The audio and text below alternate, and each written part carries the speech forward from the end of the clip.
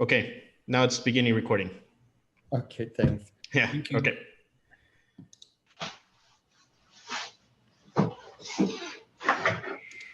Where were we? Okay, here we go again. Sorry about that.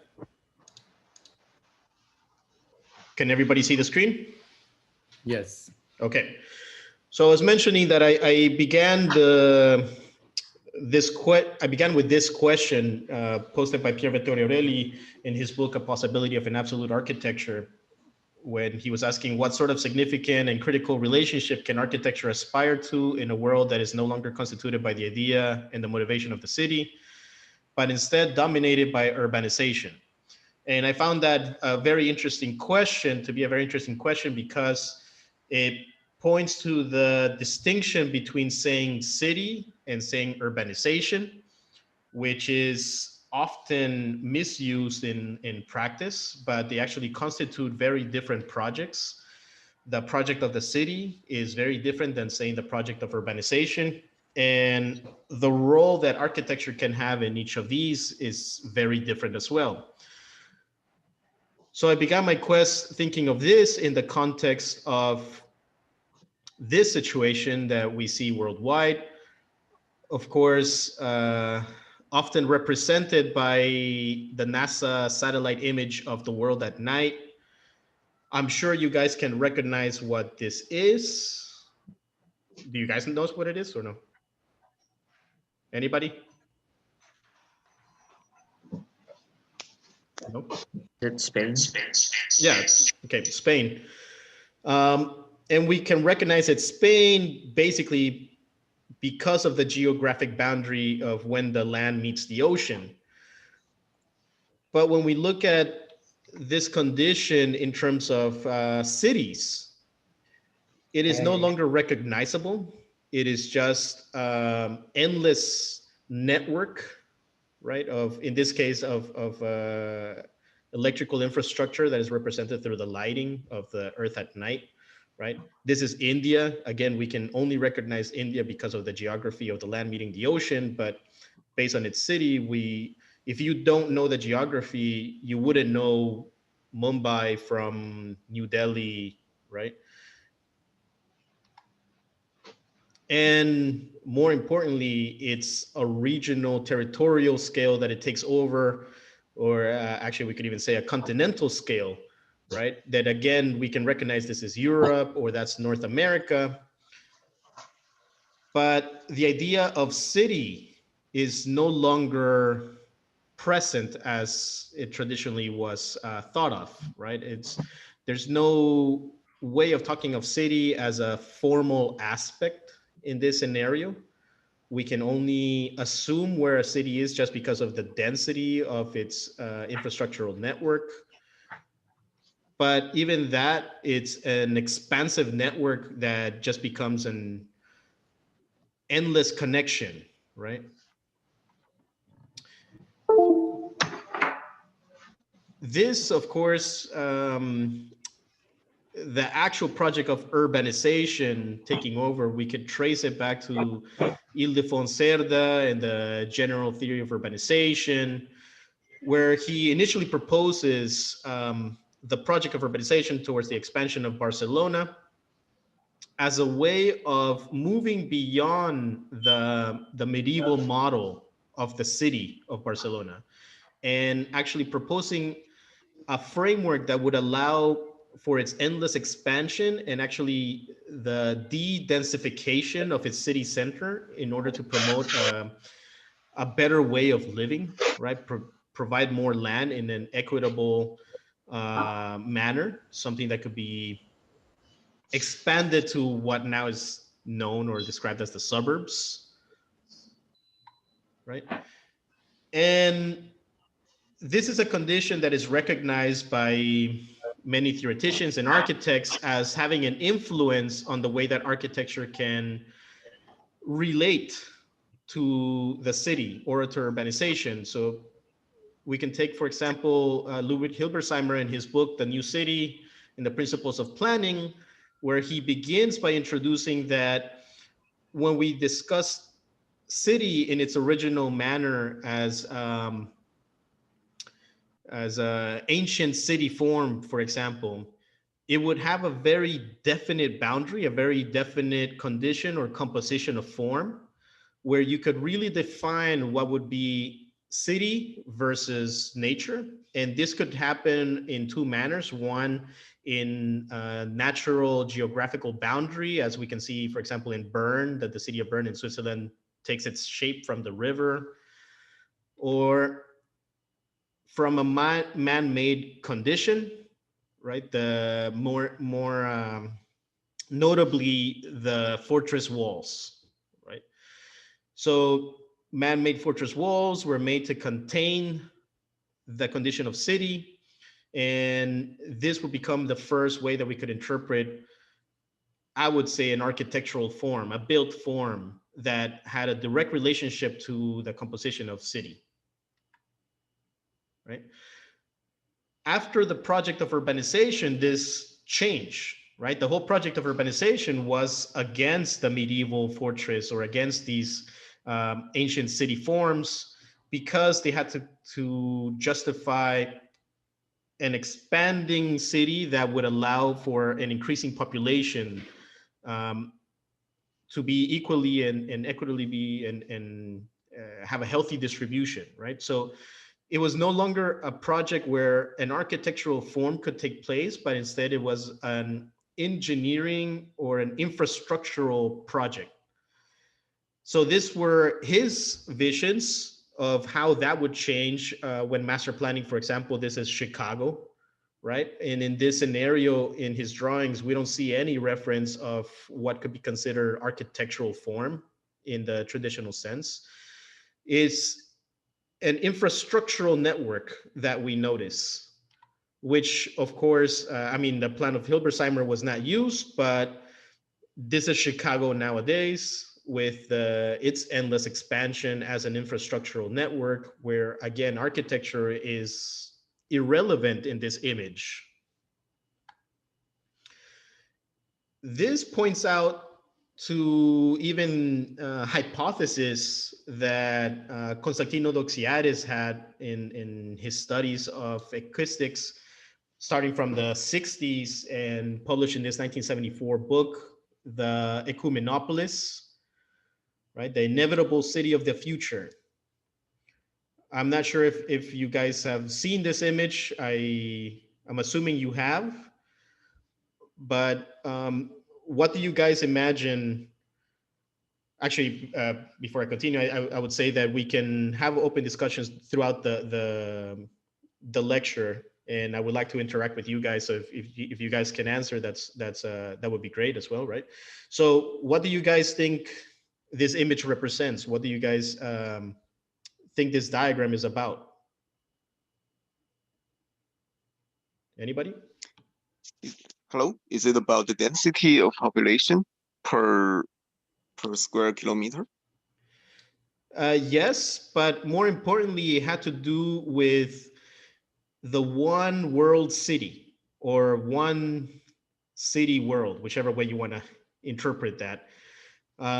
Basically, a continuous city that would just wrap around the world and join. It becomes a conurbation where it's no longer one single point, but the world as one continuous city, right? And then, yeah, you would have different densities within that continuity, but at the end, it would be one continuous urban surface, right? And again, this is what we see nowadays with the image at night from NASA satellite, right?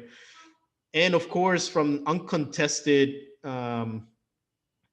data from organizations like the United Nations, the World Economic Forum, where they always release these type of informations of like, I'm pretty sure you guys have heard this quote: today 55% of the world's population lives in urban areas, a proportion that is expected to increase to 68% by 2050. And we always hear these type of projections, like 70% of the world will be urban by this year, or 90% of the world will be urban by this other year. So there's this basically uncontested reality, measurable by data, that the world is becoming more urban, right? So that It has been hypothesized, theorized by architects, hypothesized also by researchers, and demonstrated through scientific methodology of mapping urbanization by United Nations. The problem comes when there's no real or no shared methodology for this sort of figure, right? So the European Commission, for example, they say that the United Nations is wrong and that it's not 55% of the world population, but they actually devise their own methodology with their own satellites, and they say that it's 84% of the world that lives in an urban condition, right? So they have their own imagery. These are the two diagrams that they present: the United Nations on top, the European Commission on the bottom, right? But- So this is an uncontested reality that the world is becoming more urban.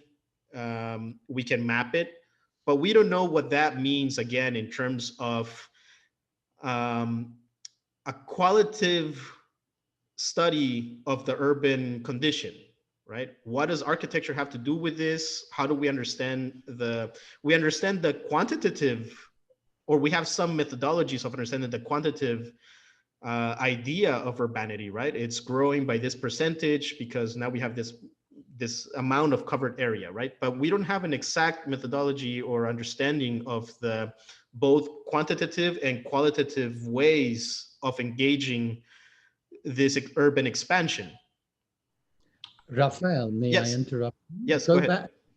If you go back to that one.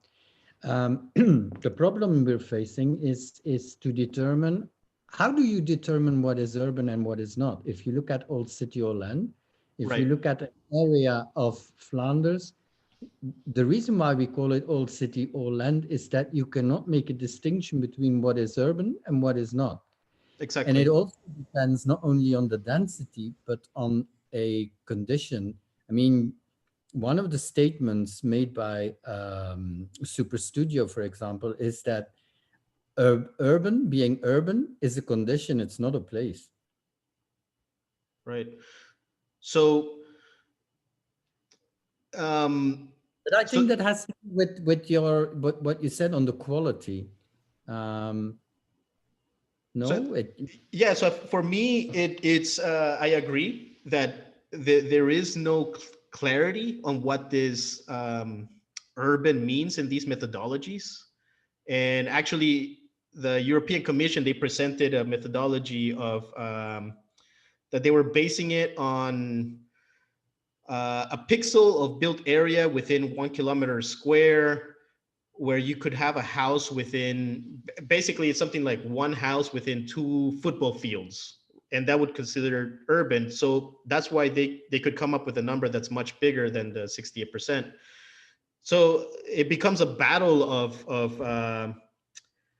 just numbers in relation to how you differentiate the pixelation that a satellite image can give you, right? Which it doesn't provide much towards understanding what I think it's more of, that the qualitative state of what we could consider urban.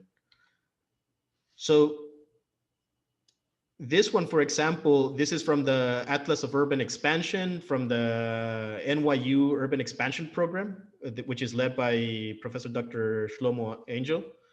I'm not sure if you've seen his work or not, Eric.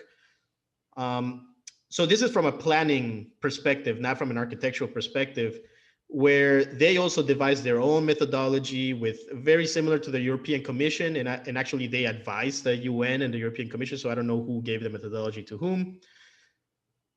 But in a similar manner, they devise a way of pixelating satellite images that gives them different densities, and that way they can track. So for example, this is the city of Seoul in 1991, and this is the city of Seoul in 2014. So they can track what they consider to be urban based on density of pixelations, right? So in this case, they're saying that in 30-meter pixel within a 1 kilometer square, they can track if that 1 kilometer square has more than 50% pixelation, then that becomes urban. So, I mean, again, for me, that's an arbitrary condition, but they can produce these sort of mappings that they can start tracing how urbanity is expanding. And for me, it's not about if those methodologies are correct or not, but for me, it's about where does architecture intervene in this? Or can architecture present a methodology of dealing with this that it's not just a quantitative measure, but also a qualitative measure of urban space and architecture, which is how I would like to think of it in terms of being an architect, let's say, or projects that an architect can do.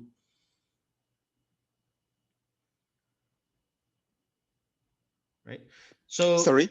Yep, go ahead. Sorry for interruption. Professor Luna, I have a question about the map, the diagram you show on the former image. Yep, that one. It is the most for me. It is more something like a statistic way to show where is the urban area or where is the rural area. But you know, in some ways, but it is not shown by the density of population that is the only region of the urban the formation of urban area. For example, there are a lot of informal settlements in the global south, also especially in Asia, you know, like the Peruvian Delta and India. And also when you look at the urban spiral, I think you have already shown the book on the following image. Yeah, that one. Yep, it is that one. But my question is how to define the definition of the term urban or urbanization, because if we divide it, if we define it only in terms of density or the number of population, then it doesn't make sense if we see the informal settlements or somewhere. Yeah. So to quickly where there's to kind of quickly answer this question is, for me as an architect,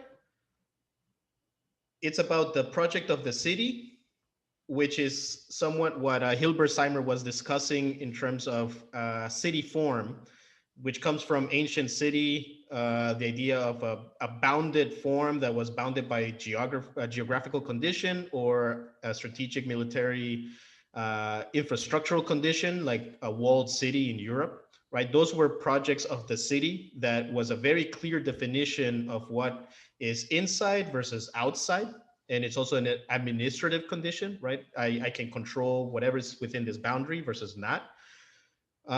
Versus the project of urbanization proposed by Ildefonso Cerda, which had to do with expansion.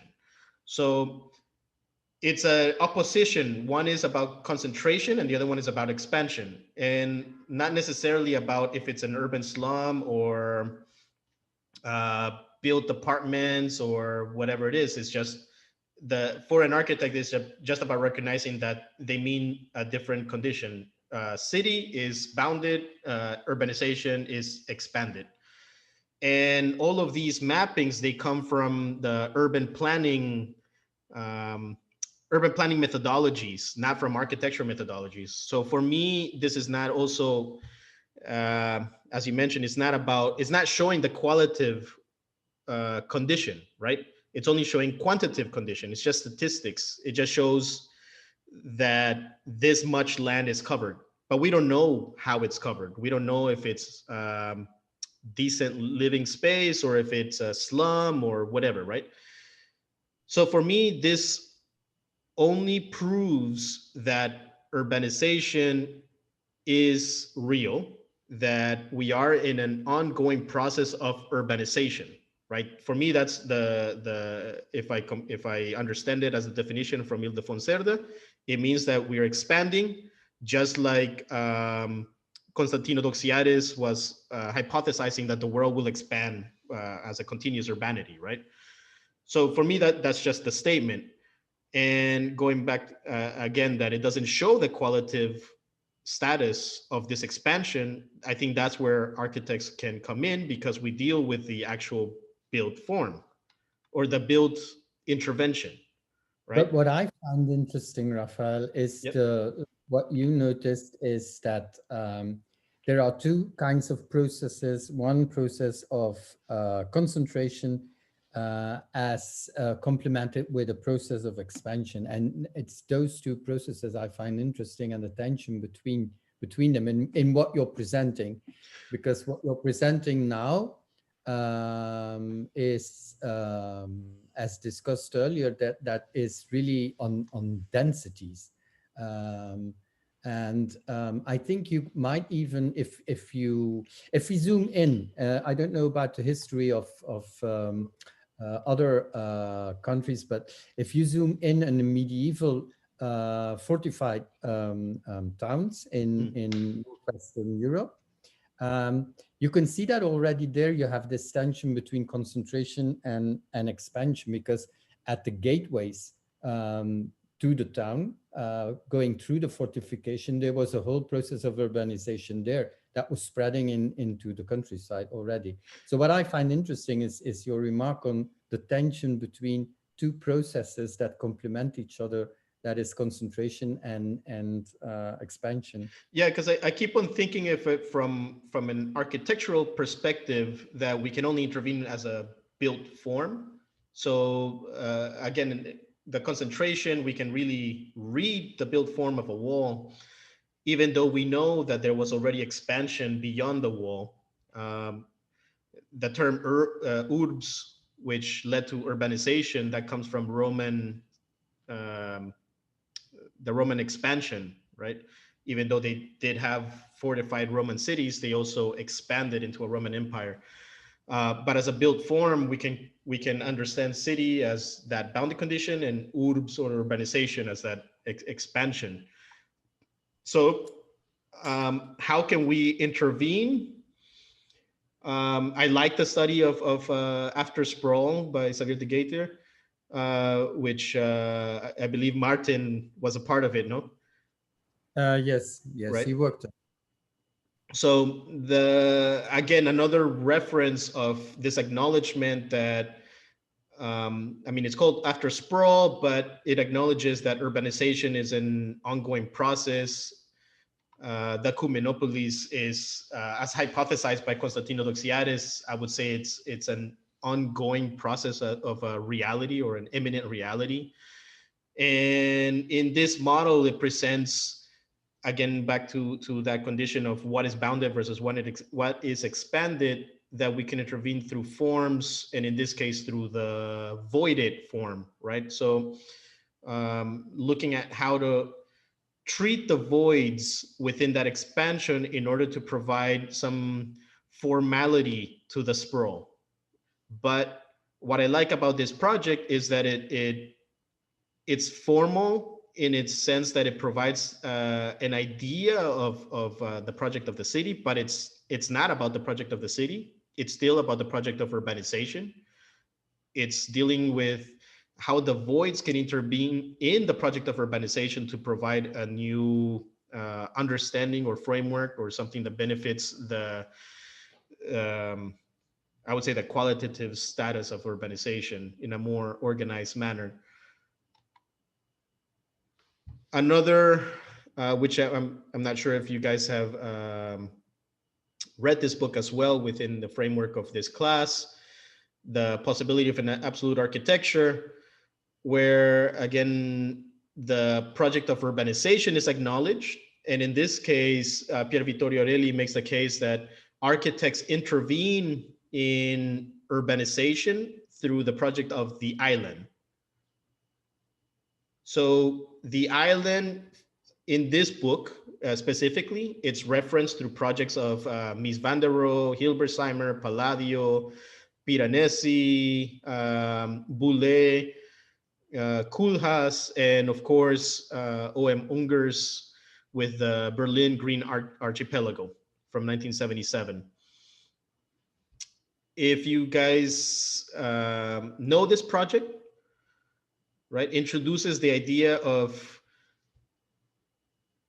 well, how to deal with, in this case, it was the shrinking city, not an expanding urbanization, but it dealt with the remnants of post-war Berlin and how to create a new composition of the fragments that were left over through typological islands, right? So for me, that these projects of islands represent one way of intervening in the urbanization. I could even say that the Xavier de Gator interventions were also compositions of islands, only that through voids, like void islands, right? And these were architectural typological islands. Another way that architects started thinking about how to intervene with this project of urbanization, Stan Allen introduces Points and Lines in 1999, where he discusses the idea that if infrastructure has become the new model of understanding urbanization, right? Architects are no longer part of that process. It's all civil engineers, planners, urban designers, and it becomes an infrastructural network of how we read urbanization. Then can architects hybridize with infrastructure in order to intervene back into this process, right? So he introduces the idea of infrastructural urbanism, which actually led more towards landscape urbanism, right? It led more to understanding infrastructure as these green networks that could formalize or concentrate a city. So it's trying to use the green networks again to provide this sense of the idea of the project of the city. This is Shanghai by Field Operations in 2010. So we see the works of James Corner's Field Operation, and of course, Charles Waldheim as well with the Landscape Urbanism Reader and Landscape Urbanism as a General Theory.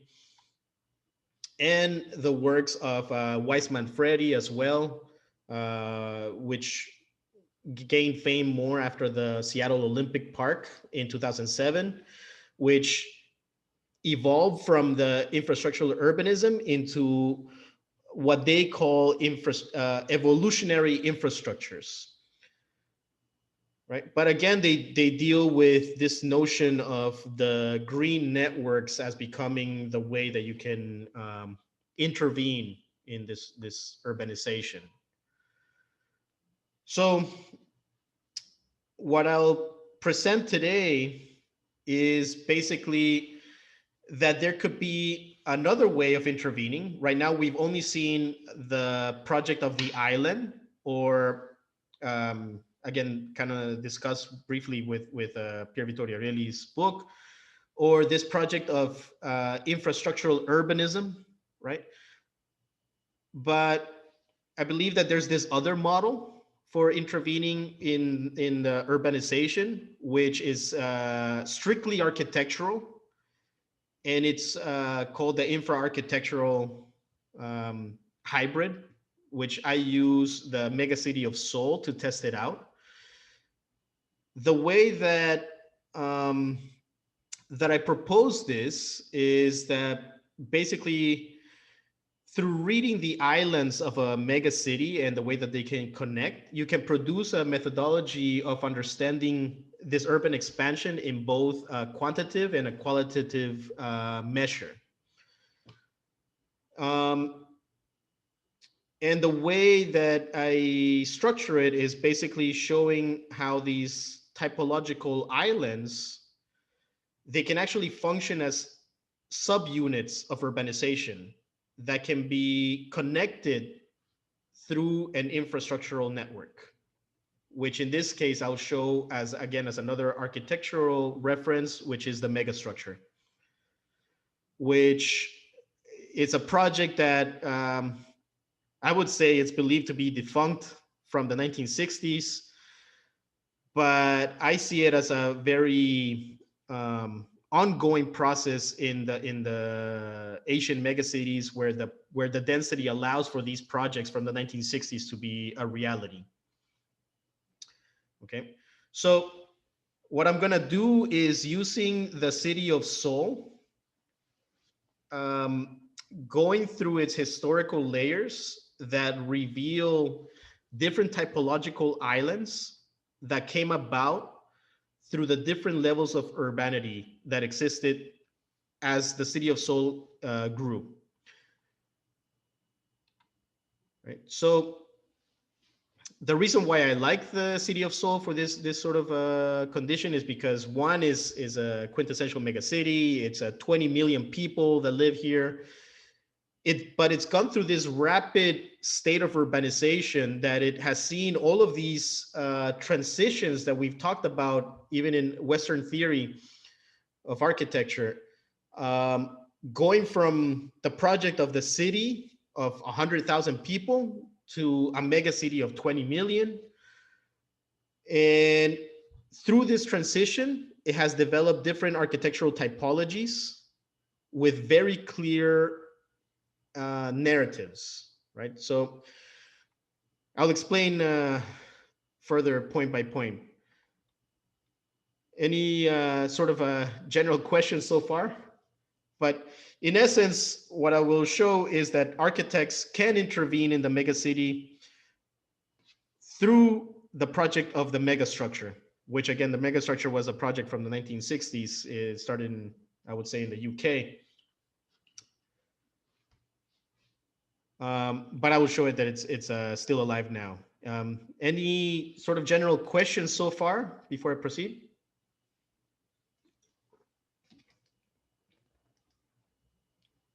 No? Okay. So let me just do this.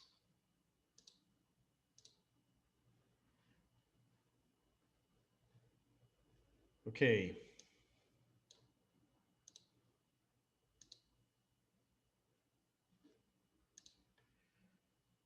Can you guys see the something that says typological islands 1?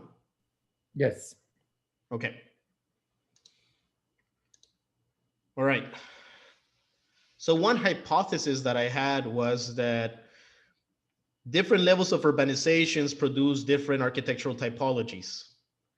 So if you can trace how this urban project has expanded or has grown, you could actually trace different typologies that came about as the city grew or as the urbanization process grew. And in this case, for the city of Seoul, this happened as typological islands. And I will explain each island in reference to architectural theories that are used for projects on the city, right? So I will use these architectural theories for how architects can intervene in the city and explain them through examples in Seoul, which have occurred as the city aged, let's say, or expanded. The first one, which I call the political form. In terms of theory, we can, again, start going back to the ancient cities or medieval cities and the conception of the walled city, which clearly demarcated what was inside versus outside. Again, just as Ludwig Hilbersheimer had pointed out, in the East, in the Asian context, this was driven by the rights of Seoul, which actually provided city form strategy for the way that cities should be developed. And they were intended to be square cities with 3 gates on each cardinal side. Compared to the West, in a European context, for example, we can see Vitruvius and the Arquitectura with the 10 books on architecture, where he actually described in one of the books the city wall as one of the main compositions, right? So he, similar to the rights of Seoul, gave the rules of how cities should be developed and the idea of the walled city, not just as an infrastructural wall, but for me, this became the first composition of architecture intervening to create an interaction or intervene in the project of the city, as these walls were not just, again, not just wall fortifications, but actually livable, programmable spaces. And again, they had a direct relation to how to control the form and administer the form. That's not to say that people weren't living outside of the city wall, but as an architectural conception, they provided a very clear formal aspect of engaging the project of the city. In Seoul, we can talk about this in two ways. One is just as how I described it, as the project of the city as a fortified walled city. But interestingly enough, in this case, it presented a second political form at the scale of architecture. So in the first scale, just as we've seen in the medieval city, so for example, in this, the map of the world, which is one of the earliest maps from 1402, where you don't see any reference to any other city, everything else is just text. And we see the city of Seoul as this confined red circle, as showing the first formal aspect of how we can consider city. This is represented again and again, like the maps of the Bukhansan fortress in 1750, or the maps of restricted zones. So going back to this notion that the wall itself represents the first built, I would say, architectural form that we can describe as city. But that's not to say that people weren't living outside. These maps actually show that there was it's called Li, a 10 Li, which is about 4-kilometer radius outside of the fortress wall where people could still inhabit. But there was no condition of how they could inhabit it. So the fortress wall represented actually the first administrative control. If you're inside of the wall, you receive this protection and you can build your house here. While outside of the wall, all you had to do is follow these sort of rules of where you couldn't cut trees or where you couldn't bury people. But as I mentioned, this idea of a bounded form as an architectural form started getting manifested at the architectural scale when you started zooming in, like in this map of 1685, where you start seeing an inner core, something that we can reference even as the Greek cities, that they had the temenos, which was also a bounded form inside of the city, which represented the let's say the civic core or the center of power, right? So in this case, it's represented as a square, which is actually the first palace of the city. And as a way of organizing the city, these were the first elements that were needed to compose a city, which were called the royal grounds. So when the city was first developed in 1394, it was declared that the Chosun dynasty was going to start. And in 1396, there was the idea of building the new fortress or the new palace for the king. These were the elements that were needed to compose a city, which were the fortress wall to represent the whole entire form of the city, Kyobukum Palace, which was the palace for the king, Sajikdan, which is actually a shrine for basically to the grains, Jomyo Shrine, which is actually a shrine to commemorate your ancestors, but it's still royal ancestors. The Royal Confucian Academy, and the Belfry. But all of these compositions were managed as royal grounds, which all of them had a bounded form,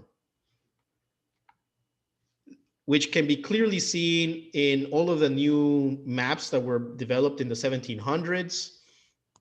By this time, if we compare actually in 1770s, there were very sophisticated ways of surveying the city in Europe. We know the Noli map, for example, in Rome, right? But in here, the city is represented just by these bounded compositions, which were the royal grounds and infrastructure. There's no other reference of any other form of architecture. So these represented the first typologies of architecture, or the first typologies of islands. And again, I'm calling islands as something that bounds itself and separates itself from the rest of urbanity. So we can see again in these maps from 1770, so these 1830 map of Seoul, and on throughout all these historical maps, we can see that the only reference of any architectural form is through these royal grounds.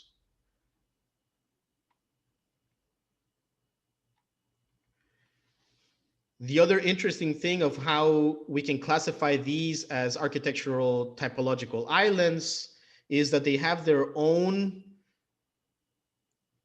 fabric structure within them, right? So these were royal grounds controlled by the, let's say, by the king or by the noble states, which had their own form, their own bounded composition, and inside of these boundaries, they would produce their own urban fabric, separate to what was happening outside. So they have their own logic. This actually I would reference to almost a structuralist or metabolist theories, but more structuralist theories. If we reference back to European theories like Joseph Candiles and Woods and the structuralist movements, these palaces were developed as places. It's not just a place where the king sits. It's actually where the whole noble family lives, and it's a whole city unto itself, which would increase based on modules. So if you see in the bottom right, there's this composition of a grid where you can keep on adding modules to expand the palaces. And again, I would compare this to structuralist ideas of a modular incremental composition, right? There's no such thing as a house. In this case, it's a module. And if the king needs more rooms, they add another module. And if they need a banquet hall, they would add more modules. And everything would be an aggregative system, an additive system. This would be paired up to what was happening outside, which again, there's no reference in maps. It's only referenced in these aerial paintings. This was the generic urban fabric that was happening outside of the palaces, right? So again, this dynamic of bounded form versus expansive condition. We have the palaces, which were royal grounds, paired up with these endless sea of a typology called the Hanok, which again in these aerial paintings, which look almost like architectural axons, axonometric drawings, you can see, actually, can you see my mouse? Can you see the cursor so I can point? Yeah, okay. Yes, we can see it. You can see the boundary of the political form versus the rest. Right, and this one has its own logic versus that one has its own logic. You can see the little houses here, which were actually built out of mud and clay and had hay roofs, while this one, again, based on modules and had clay tiles and built with wooden structures, right? So even the tectonics were different, right? And I call these political islands not because they were part of the royal grounds owned by the king or by the noble estates, but in the sense of the political form controls a ground. It controls a certain bounded ground. It's separate from the rest of the grounds. So to show you how that has been maintained until today, this is Kyobukum Palace, which again is that main palace, and you see the same composition of there's an inside and an outside. Of course, now it's no longer used as a city unto itself. Nobody lives in the palace anymore. So right now it's just left as a touristic attraction. Right, so you can see now it's just left as a historic preservation. Yeah, but it's still a political form unto itself, that you see the reality of what's outside in this hyper-modernistic contemporary state versus the wall and whatever happens inside.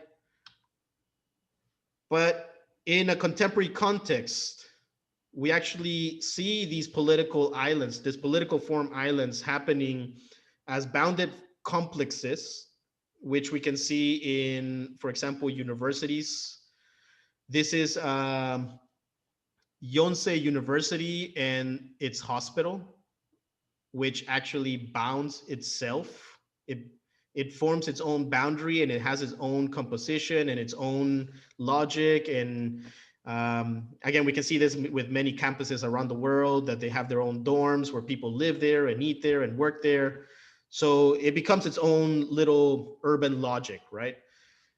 But it's at the scale of architecture. It's something that architects can use in their arsenal of tools of how to intervene in the urban state, right? So you see the generic urban fabric and the political island, typological island here, right? This is another campus. This is Hanyang University.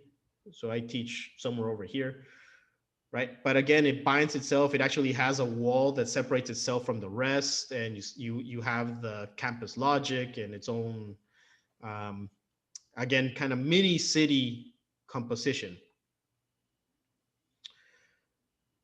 Second typological island is the iconic form.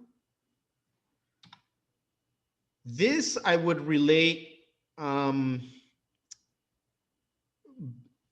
well, I would relate to Piranesi and Ledoux and Boulez, and the idea of landmark buildings and iconic buildings that form actually a diagram for the city.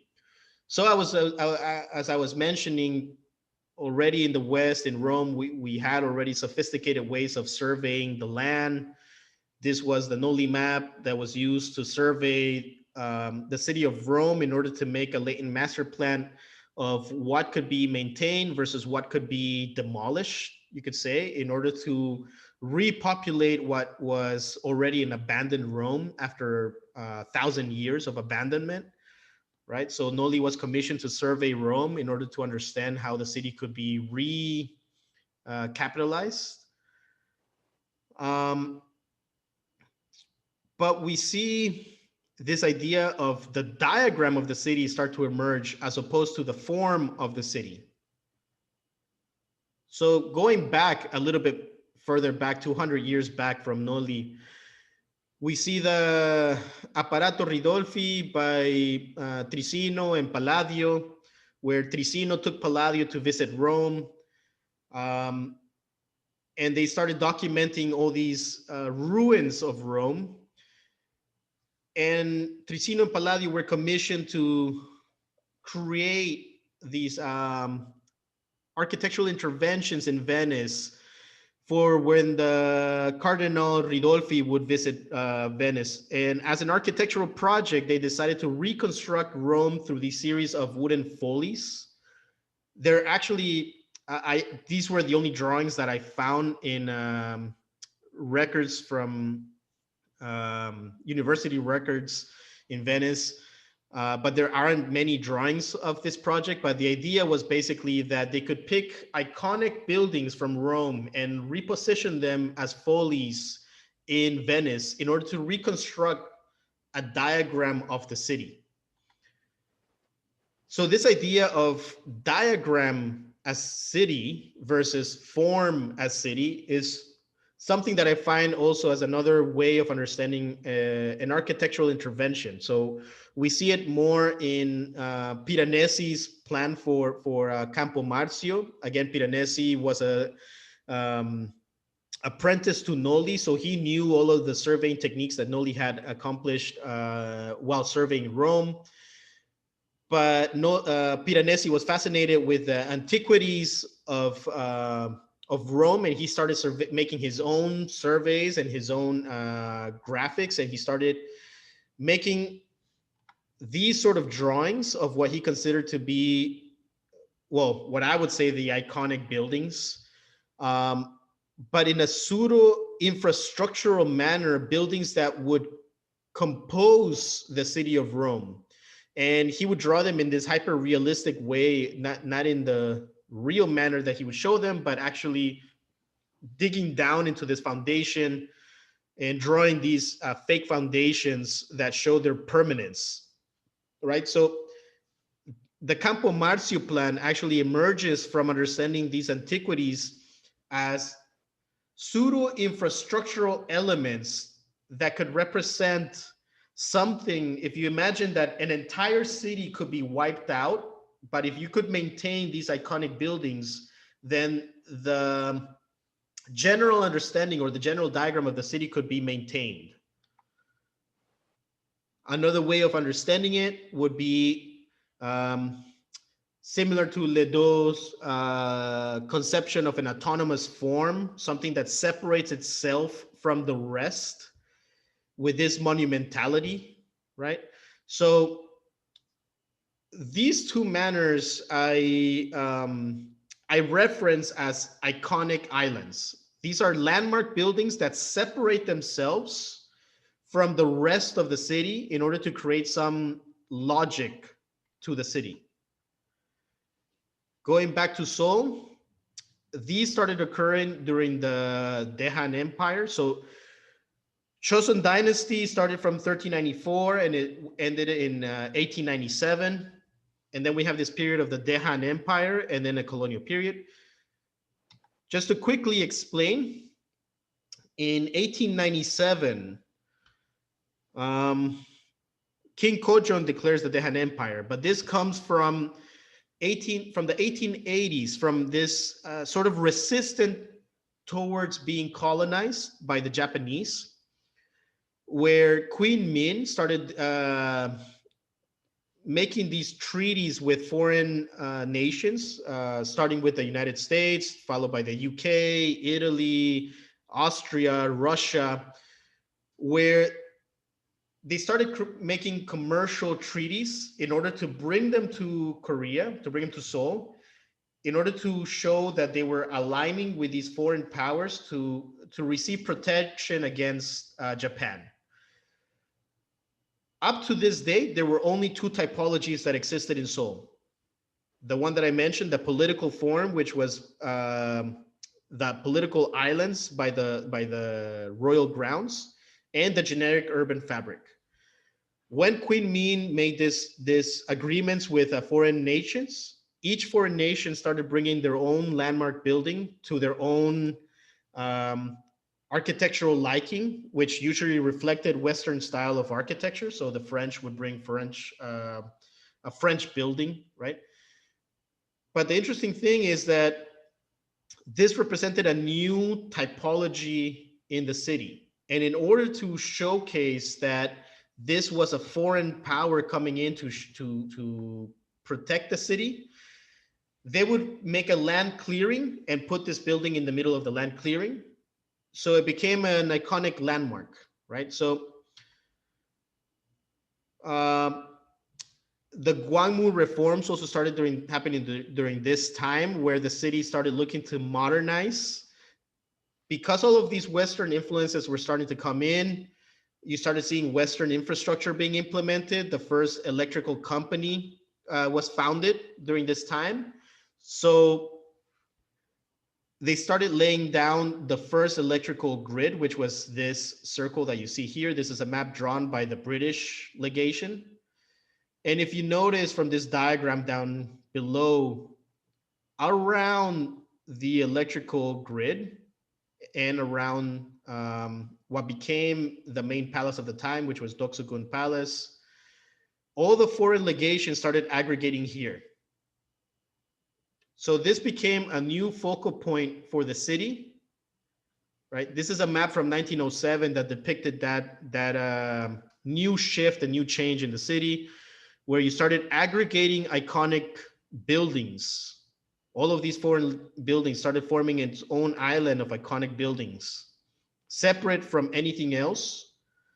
And it wasn't bounded by walls. It wasn't bounded by, again, like the palaces that had its own fortress. It was bounded by void. So this is actually something that I could relate back to the Xavier de Gator project of working with the void to form an island. After 1910, so the iconic form was introduced because foreign architects started coming in, and they would build just this one foreign building. Again, you can imagine it as an embassy, right? So they wanted to showcase their own embassy, right? So that typology was introduced. But after 1910, when the Japanese ended up taking over Korea, and Korea became a colony of Japan, the Japanese started introducing this iconic form and the iconic island in the manner that I could relate to Piranesi and the diagram of the city.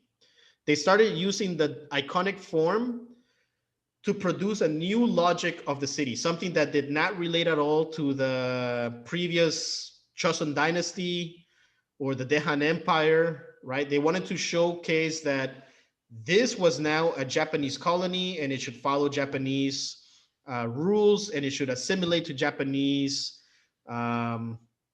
doctrines and culture. So they started implementing these iconic islands as acupuncture. This was the Bank of Korea, Mitsukoshi department store, and the new post office. All of these were composed together. Actually, if you see in the diagram above, they are this composition of these three buildings over here to make a land clearing towards what would be the Japanese neighborhoods. They started creating new centers of power, new ways of dismissing any logic from the previous city logic, let's say, right? So for example, here was Kyobukum Palace, which was the main palace at the time. Again, Kyobukum Palace was the first palace, but they've had 5 palaces. And by now, this is the 5th palace that what represented the Dehan Empire. What do the Japanese do? They build a city hall right in front of it, and they break all of the political forms. So everything that was a political form, a royal ground, they make it into a public park. So instead of being a bounded form, now it became an open form. They introduced these, like the city hall with a void in front of it. Again, the Mitsukoshi department store, the Bank of Korea, the post office. This one over here, the king had built an altar. So the Japanese decided to build a hotel to replace the altar, and again, forming a land clearing around it, right? So they were displacing anything that had anything to do with the Joseon dynasty through the use of these urban acupuncture. The most iconic or imposing of these forms was the General Government Building, or the Government General Building, which was placed right in front of Kyobukum Palace, which was the most historic palace, in order to block any image of what was previously there. The palace itself was reduced from 400 structures. Again, as I mentioned, the palaces were almost like cities within the city. They had their own city inside of them.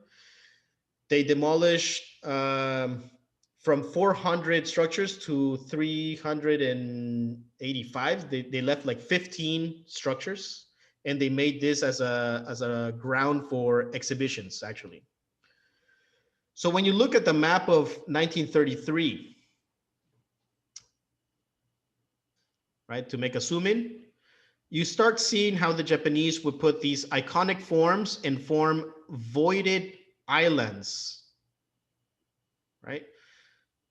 So this is another way that architecture has also intervened in this composition, that by making these voided forms, right? They can produce a new logic to the city.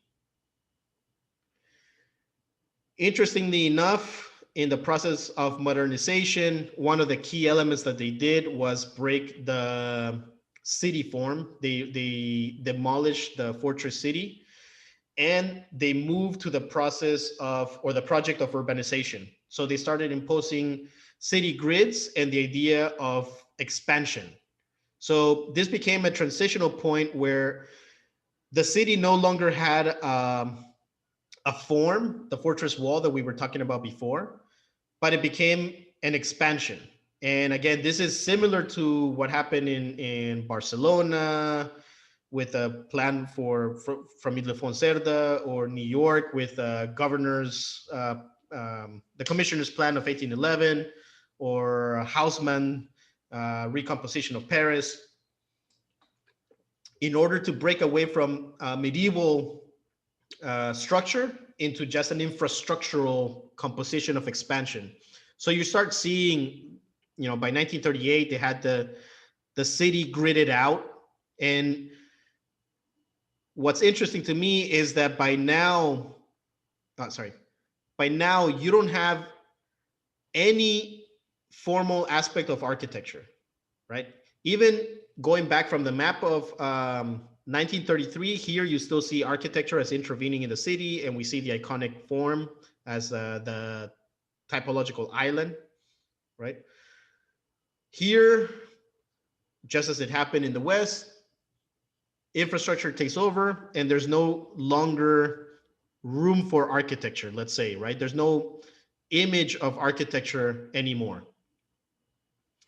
Even here in the map of 1930 for the distribution of factories, right? Now we start seeing how we define urban area now, right? We just see gray area and an administrative boundary, which is a virtual boundary. It's just a survey of reference points, but it's not a built form. It's no longer something that constitutes the actual form of the city. So this was a huge transition, again, similar to what happened in the West, moving from the project of the city to the project of urbanization. These iconic forms, these iconic islands, this is how they look like today, right? So this is the city hall that was built in front of the palace and produced a huge urban void.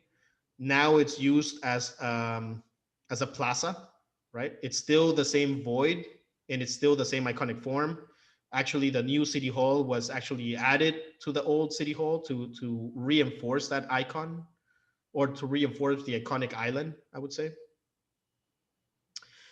This is another one, Myeondon Cathedral. This is actually from 1800s, right? But that's still maintained as an iconic form. And these we see in most European cities, right? The cathedral and the void as the main plaza in front of it. So we can relate to some of these iconic form island typologies also in the West.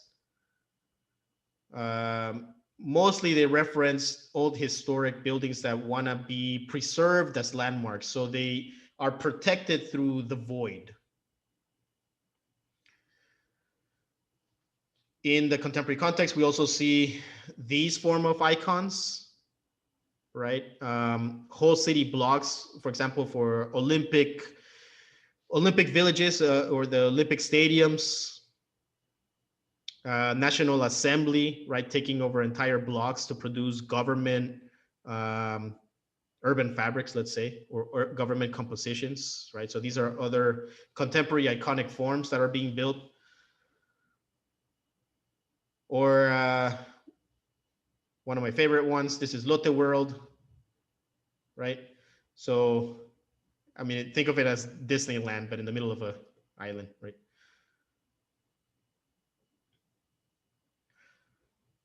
Third island, apartment block.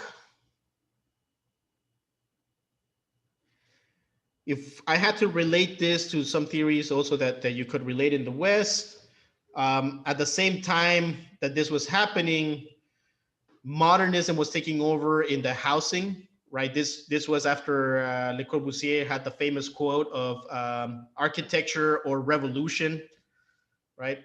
Architecture had to take arms in housing. So modernism took over housing. This is in Brasilia, master planned by Lucio Costa, but we can see the slab housing, right? This became the model which we can see in the German housing model as well, right? So this was adopted worldwide as a fast way of composing housing, mass housing, actually. The difference was that in these models, mass housing was intended to take over as basically the infill architectural composition. What happened in Seoul, they became islands, right? So the apartment block actually became its own island logic, separate from anything else that was happening around it. This comes from the 1960s, when there's a military coup, and basically after the Korean War, there's uncertainty, so the military takes over. There's a military coup, and Park Chung-hee becomes president out of this military coup. And I say president loosely because actually he was a dictator from 1961 until he was assassinated in 1979. But during his, well, again, loosely dictatorship, because he was actually elected president, one of the main concerns was housing. How do you provide housing for a city that had grown from 100,000 to 200,000 to 1 million over the Japanese colonial period, to what was now being projected to increase to 5 million, right? So in the 1960s, the Korea National Housing Corporation was formed, and they adopted land readjustment policies coming from German housing, actually, where they would take tons of little plots of land and readjust it as one single parcel. So in the right, you see the proposal for what would be the Mapo apartment complex, which was the first apartment complex ever built in Korea. The parcelization, right? You see tons of little parcels to the right, to the left. And what they did is they collected all of these parcels and made one giant mega parcel. And they developed the apartment complex, which the parcel never changed again, right? Once you group all these parcels, they can never be reparcelized to smaller conditions. So in the bottom, you see, actually in the top, you see the apartments from 1963. In the bottom, you see apartments from the 1990s, right? What they did is they just demolished the old apartments and built new apartments, but the logic is still there. Slab housing became the new rule, and land readjustment became the new strategy. So as you can see, it became a strategy of these urban islands of apartment blocks. The land readjustment policy was used, started in the 1960s, planned in the 1970s, and implemented in the 1980s in what you can see the majority of the southern part of Seoul. This is what now is called Gangnam. You may know from K-pop and Gangnam Style and all those things, right? Oh, sorry. This is a map of all of these apartment complexes. What's in black is the generic urban fabric. What's in green is all of the apartment complexes that were built from the 1960s to the end of the 1980s. At the beginning, they constituted only 4%. By the 1980s, they constituted almost half of all of the housing in Korea. Sorry, in Seoul, right? What's interesting is, even though I'm showing to you this map that almost looks as green patches, each of these green patches is actually housing island blocks, right? each of them works independently of each other. This is the contemporary conditions. This is 2019, right? And you see these slab housings everywhere, but unlike social housing in Europe, these are actually the common housing. I mean, as I mentioned, by the 80s, it was already 50%, and it's just projected to go up, right? This is one of those 1960s apartments. What's interesting is that these apartments have a 30-year life expectancy. So they started in the 1960s. By the 1990s, they could be completely demolished and built new, right? So a new developer would come in and provide new architecture with new design of the time and new density, but the parcel was kept as an island. So what happens is that you see these buildings from the 1960s being demolished and simply replaced. These are housings in Mapo, simply replaced by new compositions of higher density, but still with the same logic, right? This is a much newer one. This is actually 2020. The apartment complex has its own logic, its own grounds, right? Its own landscape. And again, it's a different than that bar building, but it's still a slab housing typology, higher density, just designed nicer. But this is still the same logic, right? So this is one of the first ones that were built in the Gangnam area, the Apgujeong apartment complex, which you see the bounded form. Next to it, you see another bounded form. And you can separate them very easily, not just by its binding, but even the typology that they use, right? And even the architectural tectonics that they use. So for example, this one, you can clearly see architecture being different here than over here. This is one of those apartment island complexes, right? Next to what I'll discuss next, which is a super block island, next to an iconic island, right? So you see three, well, actually, this is another apartment, but you see four islands, one next to each other. And the city keeps on expanding in this manner that it's confounded islands or confined islands, right, of typologies. Right, this is in Icheon where you can see the different, like one was built in the 60s, one in the 70s or throughout the 70s. So you see this one's one, this is another one, this is another one, this is another one. You can see like these are red, these are green, right? But each one is, again, bounded in it. You can think of it as, let's say if you were to get in a taxi cab, you could just say the island, and then that's how you can imagine how clearly they're defined, right? So this is another one, right? This is also one of the newer ones. This is in 2017 that was completed, or maybe 2015 that it was completed. This aerial is from 2013, right? But again, they use the same parcel. There's no subdivision anymore. They just, once they have the parcel, they just keep on using the same parcel, and they just define the new density and build the island. The fourth one is the Megaform. You may know Megaform from Fumihiko Maki or megastructural theories. In this case, I like to think of it more as Kenneth Frampton, thinking of Megaform as an urban landscape.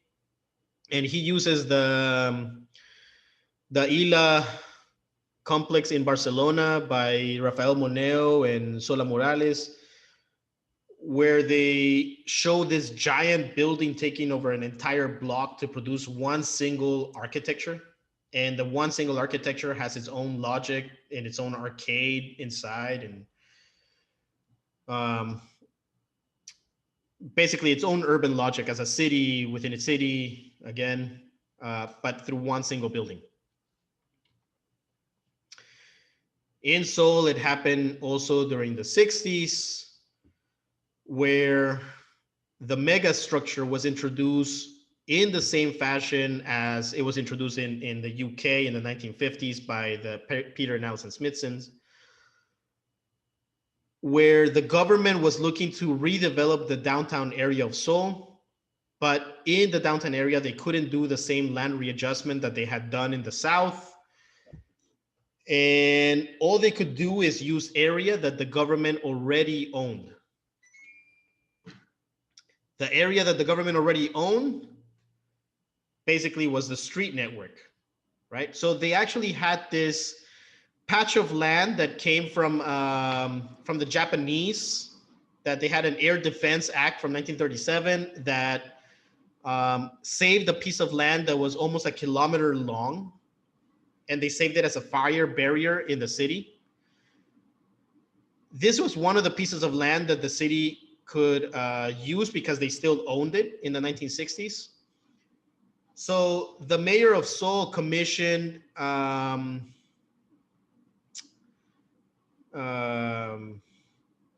basically commissioned this to become a single piece of architecture,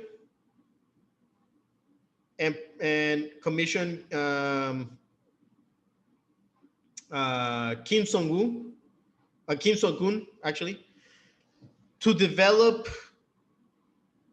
well, basically to develop the piece of land which was owned by the government. But the piece of land was on top of a street. So Kim So-gun, who was actually a student of Kenso Tange, brought the idea of the mega structure and tried to produce a three-dimensionality to the city by creating this kilometer-long building that had pedestrian decks and streets that would go through it, and multi-use and multi-level condition, right? So following the megastructure theories, so actually in this case, the metabolist theories of Kenso Tange, they introduced it into the city of Seoul.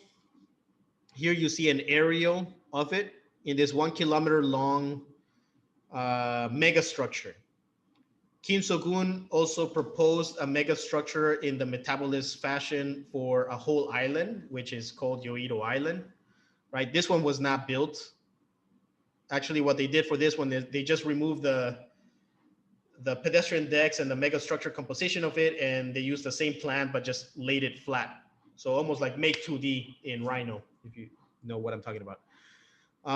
But by then the megastructure was already introduced. So here you see an aerial from the 1970s of Seun Sanga, which is that first megastructure, and Nakwon Sanga, which is a second megastructure, again, over here, overlaid on top of the street, because that was the only land that the government owned.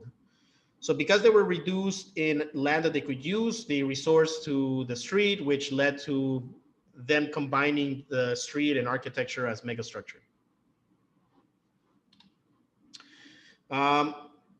Actually, one of my lab students did this research for me and found that from 1966 to 1979, in order to compete with the apartment island, this new typology emerged, which is in Korean called the Sanga typology, but it's the megastructure and the mixed-use apartment building complex, which dealt with, similar to what Kenneth Frampton says as the Megaform as a urban landscape, that they produce these mega buildings in order to compete with the apartment block complexes. So Seun Sanga, for example, that single building would house over 2,000 housing units in a single building, right? This is what Seun Sanga looks like now.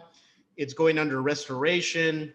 It's actually pretty bad condition, and you can even not recognize it when you go through it, but it's getting restored. The pedestrian decks are getting restored to produce this three-dimensionality.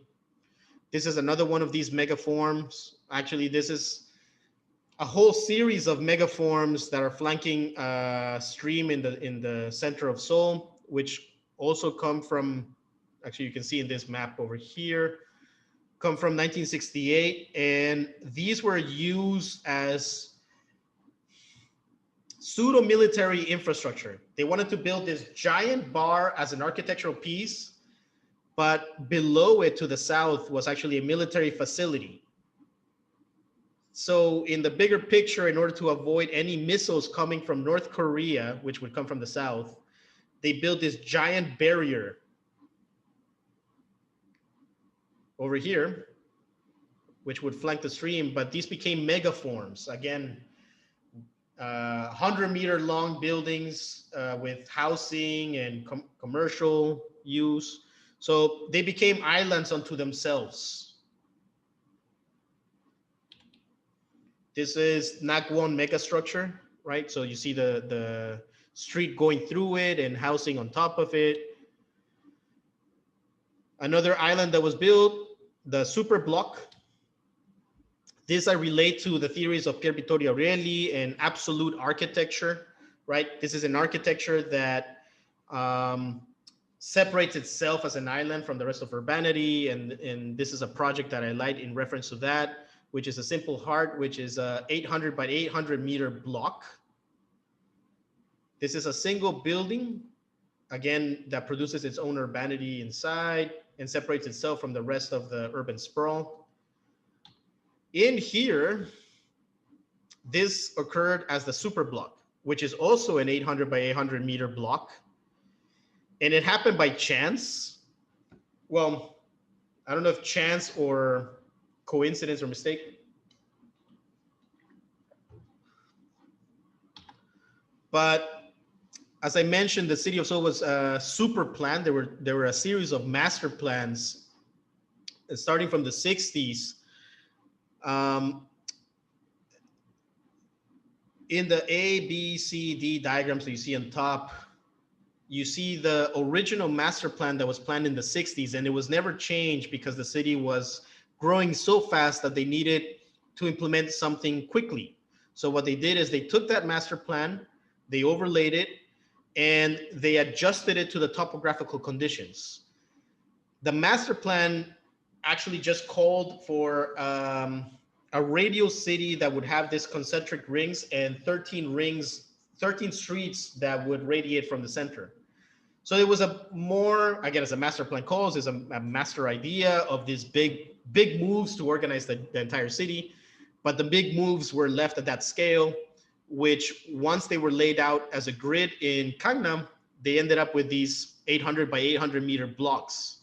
And the idea was that by leaving it at that scale, they could sell the land easily and develop the land easily by giving the whole block to a developer. But in this case, what happened was they would give the whole parcel and the developer would subdivide themselves and produce their own logics, which ended up producing this sort of condition where the edges would be sewn differently than the interior. So if I go back and relate to this, if you imagine this as the edge and having a higher density and this as a lower density, this is what occurred here. The edges have these very high density borders, let's say, right, where you see all the corporate buildings. But once you go inside the block, right, so this is one of those super blocks. And in this case, it's made by many big scale buildings bordering it and protecting the interior. The interior becomes like this. This is known, actually, I don't know the Korean word, but it's known as the other side.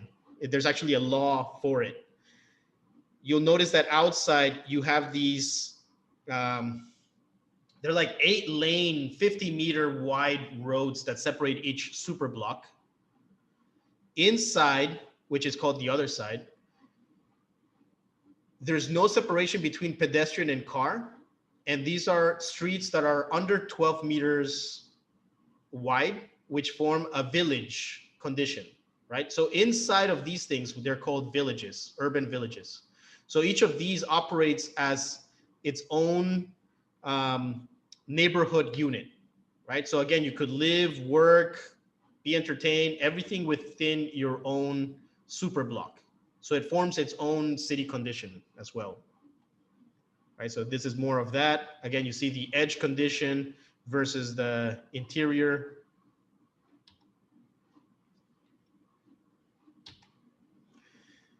The corporate block, this I relate to theories of OMA, more specifically Rem Koolhaas, and metropolitan architecture, of making a city within the city, and his fascination to New York, and more specifically 1972, where when he writes the Metropolis and the Culture of Congestion, which actually led to his famous book, Delirious New York, where he specifically focuses on this building, the Manhattan Athletics Club, fascinated by its verticality, not because it's tall, but because of the layering structure. In theory, a skyscraper is the multiplication of parcels, and you can multiply them for as long as you are allowed by the city, right? What this allows is for you to layer multiple programs one on top of each other. One second. Okay. What this allows is the possibility of layering multiple programs on top of each other. Conceptually, for example, to be radical, you could have a farm, housing, a bowling alley, a pool, a hotel, whatever, right? In theory, you could do that. Of course, that doesn't happen in reality, but that's the possibility that you have. Sometimes, or mostly, misinterpreted as a mixed use. And I would separate those terms: mixed use, which has no relationship between programs, but you can still layer programs.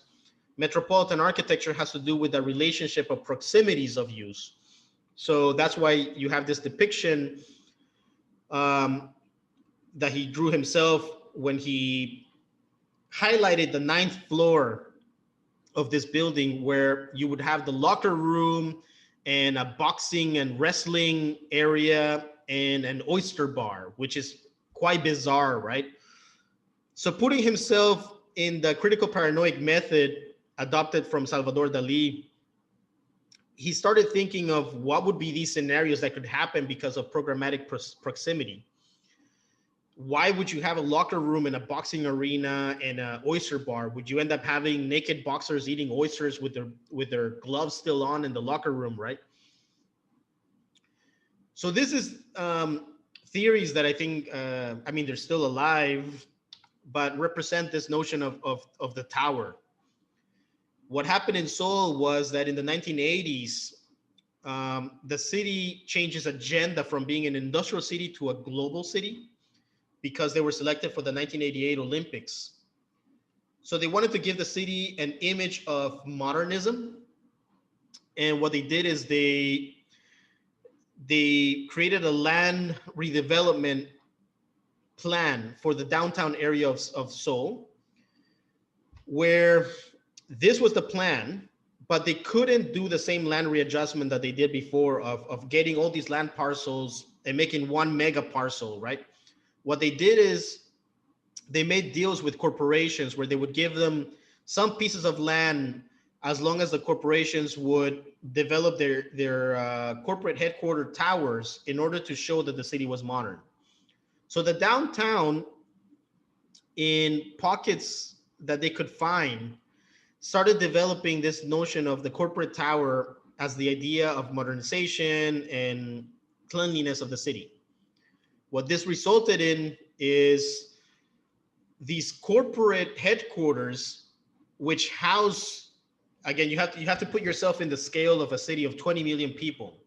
A corporate headquarter here becomes its own city, right? This is one by Samsung, developed by KPF, which might remind you of the Rotterdam in Rotterdam by OMA, for example, right? But again, it's these massive compositions of towers that form their own. The only thing missing is housing, which again, as an architectural project, I would imagine that that could be something that could be reintroduced. This is one developed by Richard Rogers in Yoido, right? And it's not just about that there's a corporate tower, it's about creating a whole block as an island, as a corporate island. This is by David Chipperfield, the headquarters of Amore Pacific, which is one of the largest makeup companies, right? And again, this one, they all take an entire block and they become corporate cities.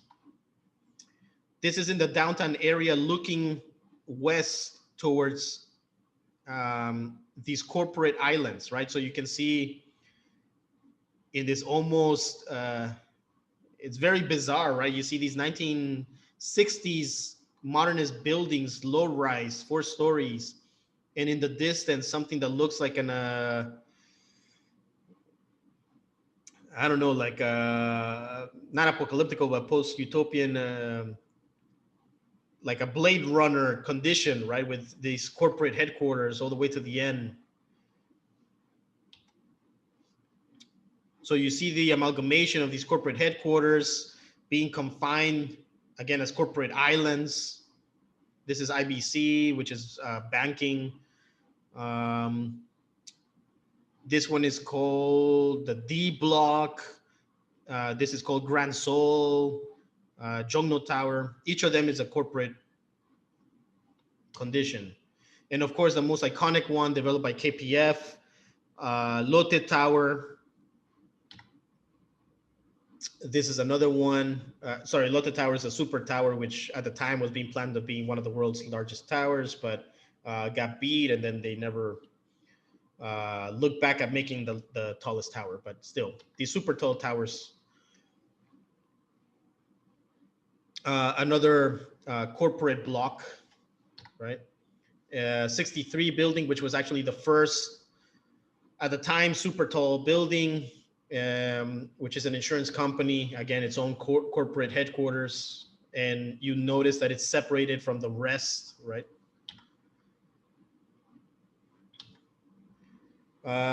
Deep block. This, going back to OMA in the 1995 canonical SMLXL, which I'm sure you're all familiar with. Within the SMLXL, there are 2 key essays that could be extracted. One which has to do with the bigness or the problem of the large. And the second one is the generic city, right? During this time that the 1980s, that Seoul has been selected for the Olympics and that they want to be a global city, they start looking at these conditions of globalization. And the deep block emerges as one of these key components. So the corporate tower was one, the deep block is the second, which they take over entire blocks of the city to produce. I call it a deep block because it's a singular massive building that takes over the entire block. And this is not a tower condition. This is a mat building, if you will, but I call them, deep block, right? So in this case, Shinsegae, Lotte Department Store, and Hyundai Department Store became the winners in producing these conditions, which again are gigantic blocks of anything that you can think of. Instead of housing, they have hotel, which you could imagine as some form of their accommodation, so that you could theorize them as temporary housing, if you will, right? So this is one of them, right? You can even see soccer fields on the top. Sorry, this one is Yongsan Station, This is Wonshimi Station, which again, you can see the entire thing busting over the generic fabric. This is Lotte department store, which from the street level, you cannot see how massive it is, but it's gigantic. This is Yongsan from the street view, right? This is the most iconic one, I would say, COEX.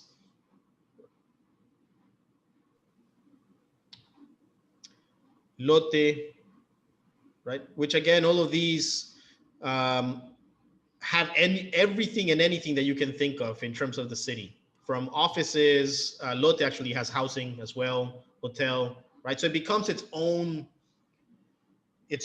city again.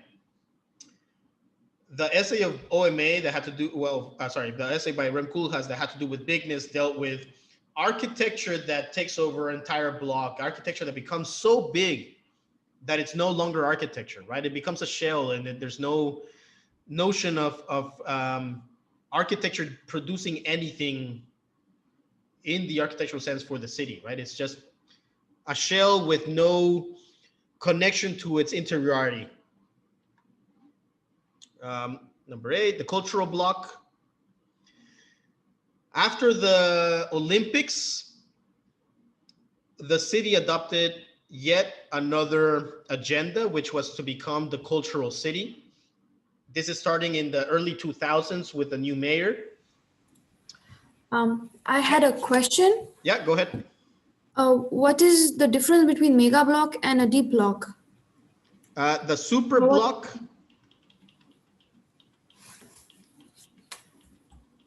The composition of the super block, this one, right?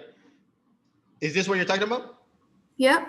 Okay. No, the one with the, like a strip. The Megaform. Yeah, the Megaform. So Megaform, to put it more simply, Megaform, again, relate or think of it, it's in the word, right? It's form. You're trying to produce a form that has some composition in the city. So if I relate it to the essay of Kenneth Frampton of Megaform as the landscape or the new urban landscape, the Megaform is still trying to produce some general sense of order. And it's producing a formal effect in the urban fabric. The deep block, basically, you could think of it as a matte building, right? A matte building is one that is flat. Okay. Has no formal agenda to it. The Megaform has a formal agenda. It's in the name. It has form in the name, right? It's Megaform. In this one, there's no formal agenda, right? This one, that's why I relate Megaform to Kenneth Frampton in the idea of that the Megaform has some condition of becoming the new urban scape, while deep block I related to the generic city and the issues of bigness that Rem Koolhaas is talking about. In this case, again, architecture, you could say that an architect could design this, right? Mm-hmm. But it's virtually non-existent, right? And at this point, it's just a shell. You're just designing a shell. This is a giant shell. These are giant shells that have no relationship to what happens inside, right? What happens inside, actually, I can show you photos after. But what happens inside is a composition of, yeah, I mean, any component of the city that you can think of it's inside of these things, and there's no relationship of the architecture that happens inside versus the architecture that happens in the shell. The Megaform still has a relationship of form to interior. I don't know if I explain myself. Yeah. Okay. Okay, thank you. Yeah, no problem. So this one, the cultural block. In the 1980s, I mentioned that the agenda was to become a global city, while in the 2000s, the agenda was to become a cultural city. This is in relationship to the, in 1985, I'm not sure if it was the European Commission, but they passed this agenda of cultural capital, which had to do with the cultural industry, industries that develop businesses out of the promotion of culture. So in Europe, that was the understanding of a cultural capital. In the 2000s, this notion of globalization, which develops the generic city and no longer has a recognizable vision of a unique city, was dropped, and they wanted to adopt more of a cultural agenda in order to enhance the idea of Koreanness, right? All this historical heritage that was demolished. Because the city grew so rapidly, a lot of history was demolished. For this, I relate to Fumihiko Maki's essay of the collective form. And in here, actually, it's interesting that you just asked the question of the megaform, because Maki talks about that we have many theories of form as a single architectural component, but we have very few theories or none at all about collective form, right? Of compositional form, of a composition of many pieces that create one form. So he developed this theory through an essay in 1964 while he was at Washington University in St. Louis. He was the dean at the time, for understanding the aggregate. And he mentioned that there was 3 ways that you can understand this: the compositional form, which is mainly what architects do, that if you have a project with many elements, you compose them, right? You can think of Le Corbusier's, the Ville-Radius, or actually all of Corbusier's master plans, right? The Ville Contemporaine well, Ville-Radius, right? Where you compose every single piece of the master plan. Megaform, I would say that he's using the wrong term, and I don't agree with the way that Maki defines it in his essay, because he's using megaform and megastructure at the same time. Megaform, as we described, has a relationship, has a formal confined aspect to it, right? And it can become the landscape of the city. Megastructure is an urban scaffolding. So in the projects that I showed for Seoul, there were 2. There was a megastructure, which was the 1 kilometer long structure.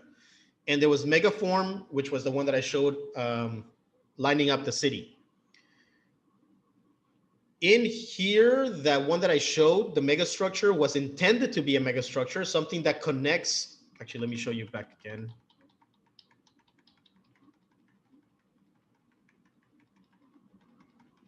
Here, right? These are megastructures. Megastructures are frameworks that allow expansion. They provide a 3-dimensionality to the infrastructure, to the city. Megaform is confined. So at the end, even though they wanted to make megastructures, they became megaforms in Seoul. But the megastructure is about But the megastructure is all about this, creating a framework. So the way that Maki was talking about it was wrong. There's megaform and there's megastructure. Maki was talking about megastructure, right? Which is something that you could relate to structuralism or metabolism. Of course, he's coming from metabolism, from Kenzo Tange, right? Him being a student of Tange. So it's actually megastructure, not megaform.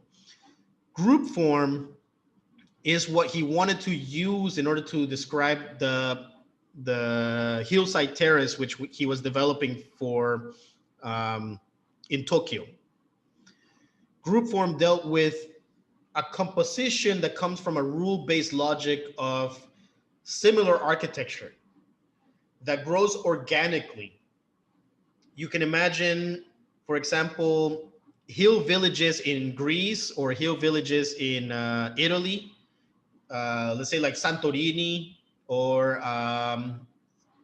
a village in the Amalfi Coast in Italy, for example, right? That you read the whole thing as one unit, even though it's composed of many things, but you read it as one unit because they all follow the same architectural rules. So that's what he's describing as group form. In Korea, this happens because of this cultural capital agenda that they want to recuperate heritage.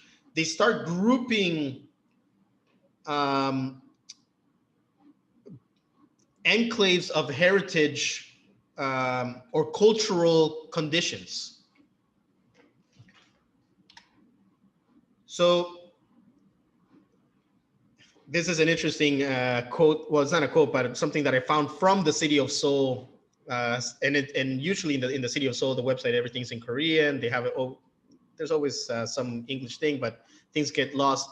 But within the Korean website, they had this, which I found interesting, which said, Seoul Metropolitan Government creates global zones that are expected to be completed in late 2008 in order to help foreigners do businesses in Korea and resolve their inconveniences.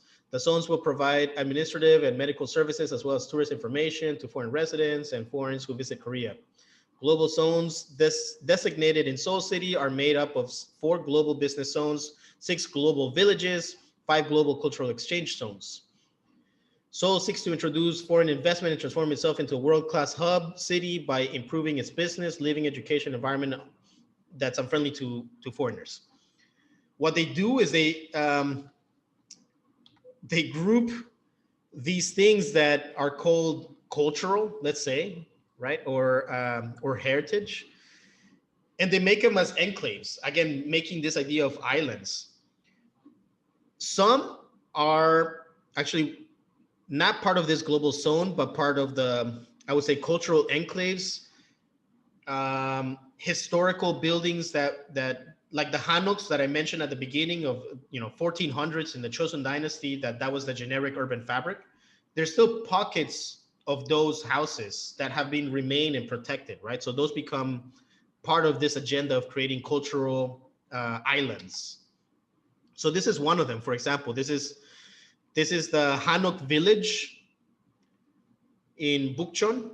This is where they film. If you guys watch Korean drama, this is where they film those things, right?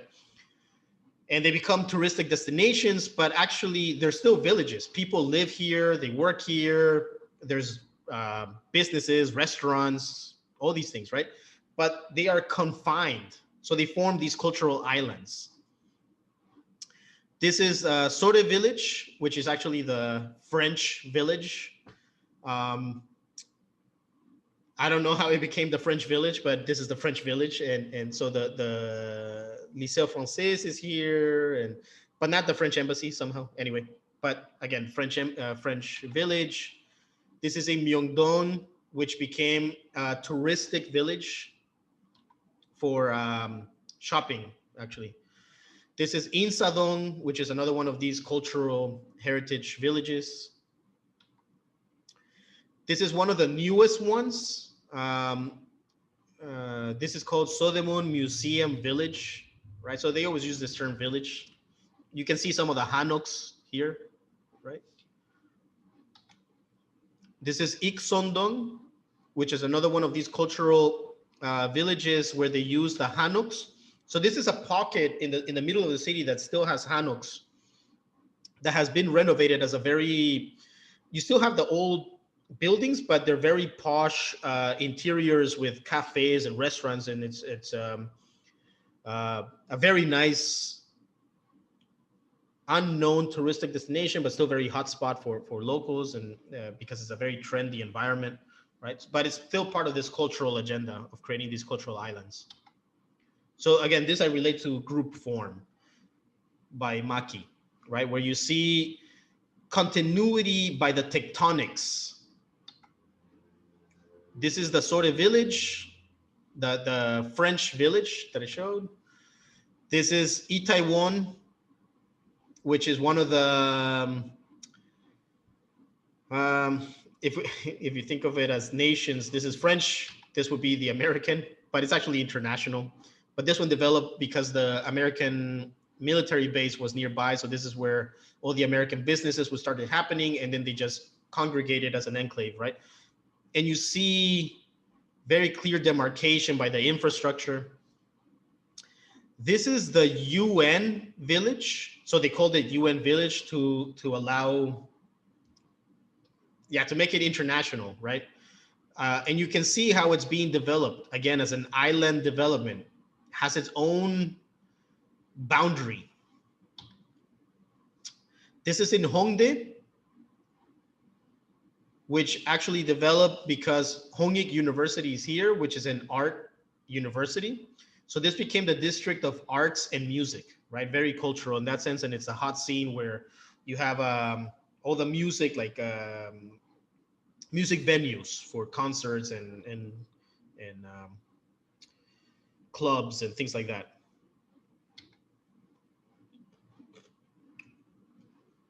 And lastly, the podium typology, the podium block.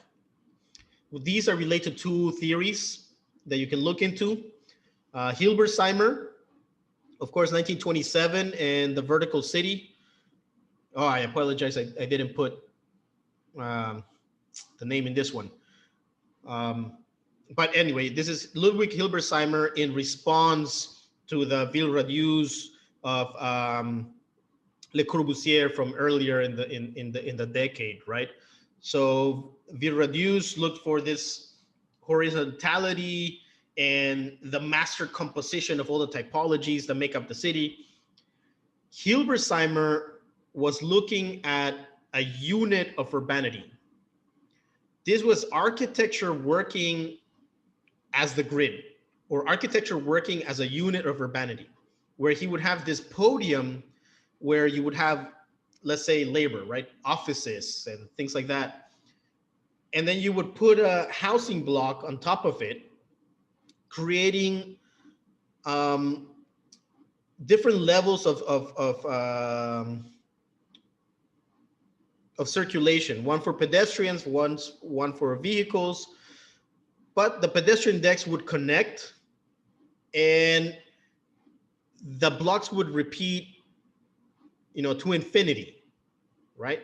So each block would cover an entire parcel, an entire block of the city, and this would just repeat as needed, right? So this was a very radical conception of architecture as an urbanism tool.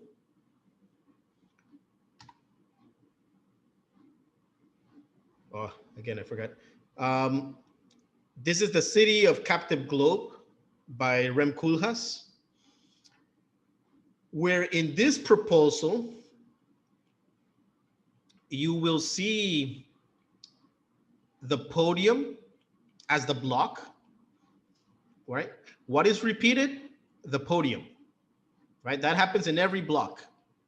What is different? What happens on top of the podium? Where in this case, he's using a very clever representation of putting all of these architects, even Salvador Dali, right? The Architecton, right, of Malevich, right? The Ville Radius housing, right? So he's saying that the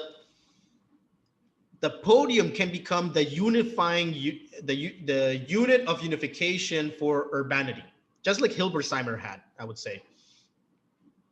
The podium can be repeated.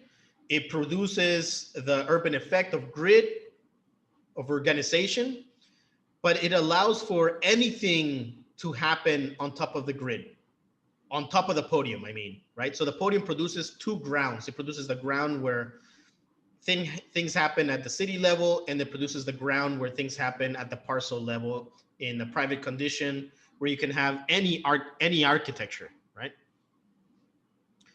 But again, these are all typological islands. As I mentioned with the housing blocks, they have a 30-year span, right? After 30 years, you can demolish them and produce something new. Since they all started in the 1960s and 1970s, the majority, right? From 60s to 80s was basically the 50% that we see. Starting in the 90s and early 2000s, we started seeing the first, how do you say, transition to the new typologies. By now, with the cultural agenda, right, developers started looking at ways of producing a much more viable condition for the contemporary way of living, where you need to live and work in the same place or produce amenities in the same place, because the housing block would produce this monoculture, right? Those slab housings, if you remember, it was just slab housings, right? So you would have to leave the block and go somewhere else to get what you need. So in this case, the podium typology started developing parallel to the cultural capital, where you produce these new developments, and also it would allow to not develop these huge parcels that were, you know, for 2,000 units. In this case, you could reduce it to like 200 units, right? And you could still take over an entire block of the city, but at a much smaller parcel. So you start seeing the emergence of the podium just as this, right? Just as Cool has shown in this one, where you would have a composition that infills the entire block, generating a very clear urban fabric, but you produce a second ground where you can have any architecture on top, right? So you see this generic podium, which actually this is a generic housing on top as well, right? But anyway, and each of them, again, works like an island with its own, for example, this is the Ricencia. This one is the Prugio something. Actually, I don't know the name of this one. This is a Lotte Castle one, right? So each one has its own island effect, right? It has its own amenities. And it's very clear, these you would see very clearly as having an architecture for the podium and an architecture separate for what goes on top, right? So for example, this one, this is one of the newest ones, finished in 2019, if I believe, right? So they're trying to be, I don't know, cool, I guess, using some type of parametric fabrication in the bottom of the podium. It's still very generic, right? And you have these housing blocks on the top. And again, they're gigantic, right? They take over an entire block of the city.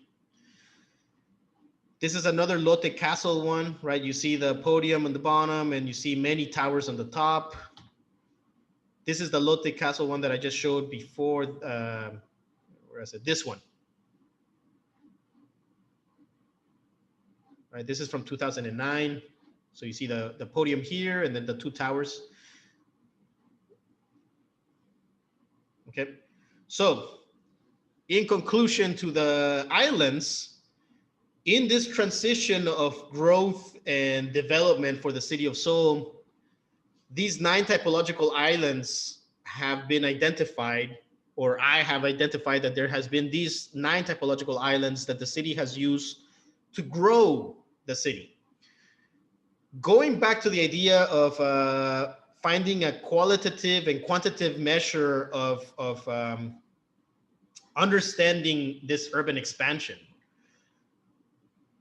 I believe that it could be done through these islands, right? So if the whole city is being expanded by these typological islands, then you could analyze the island by itself. You could take case studies from around the city, right? Like, again, they're all islands, so they're all bounded. It's very easy to find the bounded forms. You can take one of these islands and you can analyze it for all those quantitative measures of FAR, BCR, but also qualitative measures of typology and urban spaces and even conditions of appropriations. So for example, this is the cultural island that I mentioned in Hongdae, which is the art and music sort of youth district. And it's actually heavily commercialized, right? There's a lot of shopping in this district. And you see a condition happening here where you have the block, very easy to identify, and you have the very clear typology of building. And you see appropriations happening in between buildings. So it's a very unique condition where people take these slivers of 1 meter between buildings and make micro buildings for shopping stores and things like that. So the in-between space gets used because, again, this is a heavily commercialized area where a lot of tourists come. So every square meter of retail space counts. So you end up seeing these micro shops emerging. So it's very interesting condition. As an island, I could find the same island typology in another part of the city. For example, in Shinsadong, which is also heavily commercialized, and the same typology occurs, I end up finding the same conditions. So again, as a methodology, you could think of these islands as a way of understanding these bounded forms that are being used to infill or produce this expression of the city and analyze them separately and understand them in both quantitative and qualitative measures. And in that sense, you could produce a mapping of the city. I'm not sure if you guys are familiar with the Abercrombie map of London, the potato plan, but I would recommend you guys look it up. It's a very interesting graphic. Actually, Keith Christiansen developed a whole atlas of potato plans, which is actually quite interesting. In that methodology of mapping, they were mapping islands of social conditions, or it was almost anthropological in nature, right? It would map out social enclaves in cities or ways of understanding social interactions in the city. What I'm proposing is that you could actually, in the same manner as a potato plan, you could produce a potato plan of islands, right? Because they're very clearly demarcated. So this is in the downtown area, right? You can very clearly demarcate all the different islands and label them as the typology that they are. And then you can understand what would happen in those islands, which later you can quantify or again, understand it through their qualities. So this is the first conclusion in terms of islands, or a way of understanding this expanding urbanity in both a qualitative and quantitative measure, right? If I were to draw this for the entire city of Seoul, then again, I could make a spreadsheet and develop different ways of measuring this condition. Any questions here? So this whole first part that I've talked about is the islands. Again, very clearly identifiable islands that exist in Seoul, but they relate to Western theories in architecture of how to intervene in the urbanity, which could be used in any city around the world. And I present that you could read the city of Seoul through these typological islands, which are actually very tightly knit, as you can see in this diagram of the downtown area of Seoul, to produce qualitative and quantitative measures. Any questions so far? Because I'm going to move on to the next section and finalize.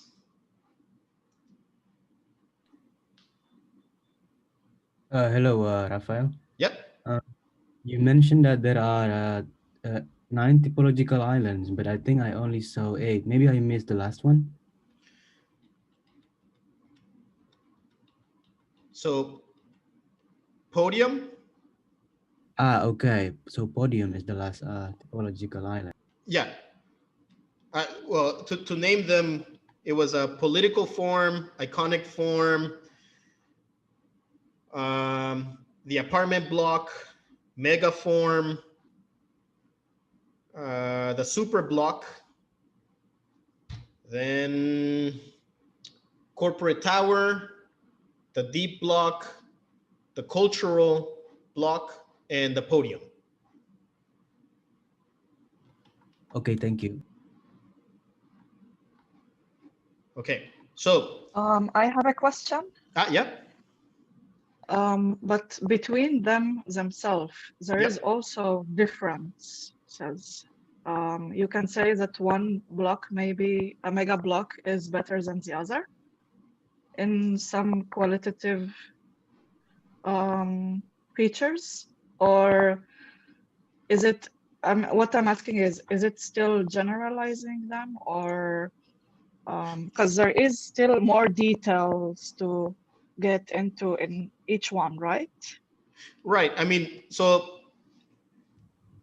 of course the architecture that happens in each island is different, right? So as I showed the apartment blocks, for example, an apartment block from the 1960s is going to be very different than an apartment block from the 2020s, right? Because it's going to, like UN Studio is actually developing blocks right now, right? And the UN Studio building will look very different than a modernist building from the 1960s. But you can understand, I think you can still understand the qualitative and quantitative measures of those islands in the generic sense that give you an idea or a better idea of understanding how urbanization is expanding.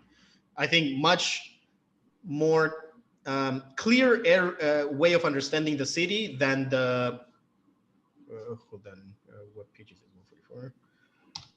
Yes, for sure, the no, sorry. generic one.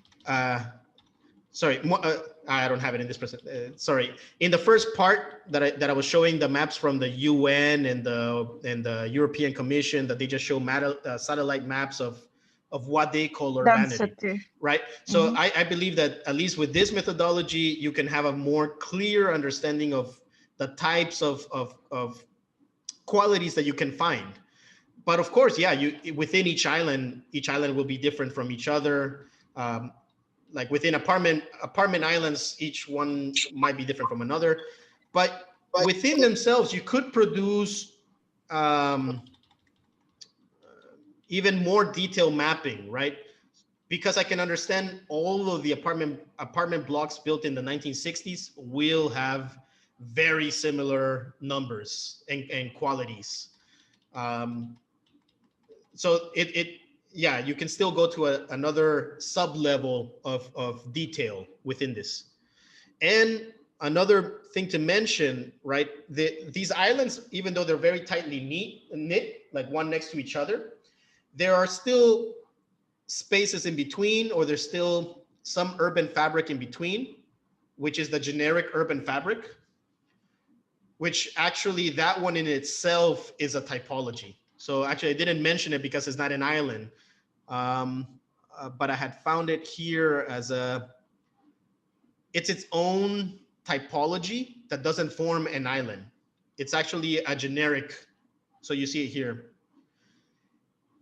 This is the generic urban fabric, which is actually very typological in itself. So you could also generalize all the leftover space as the villa type, as a specific typology, right? So you could generalize even the generic urban fabric, and again, still produce a much better reading than the UN Studio or the European Commission satellite mapping. Okay, thank you.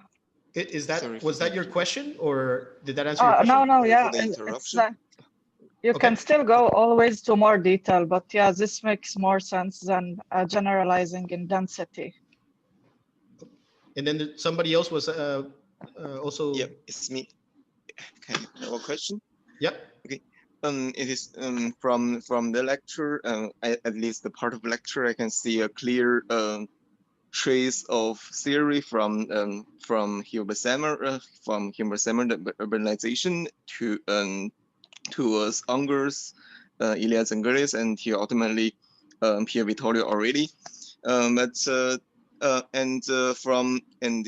this one, and I mean the mapping of Seoul is something more or less detailed analysis of every block, of morphological blocks of every area.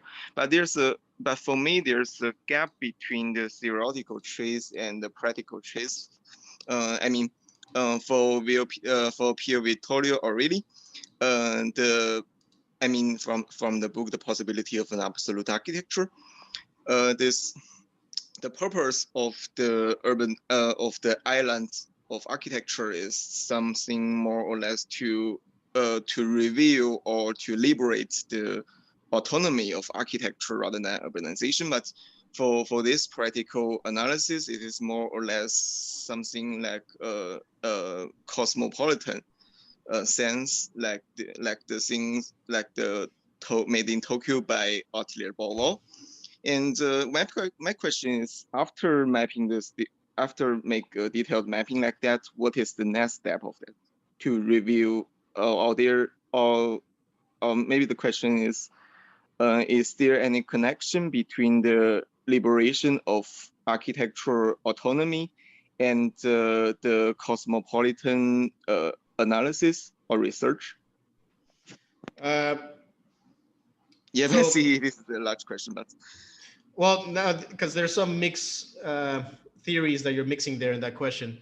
So yeah, in the Pier Vittorio Aureli book, he's presenting the way that architecture can be autonomous and be an island unto itself, right? Right.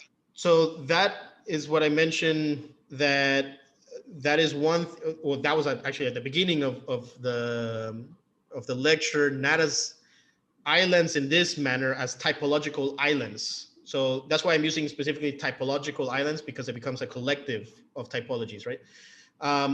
Pier Vittorio Aureli uses it as a single building that becomes an island, right? Right. So what I was mentioning, when I brought up Pier Vittorio Aureli, I was mentioning that the idea of the island is one way of intervening in urbanization. In his case, yes, it's specifically just for architecture.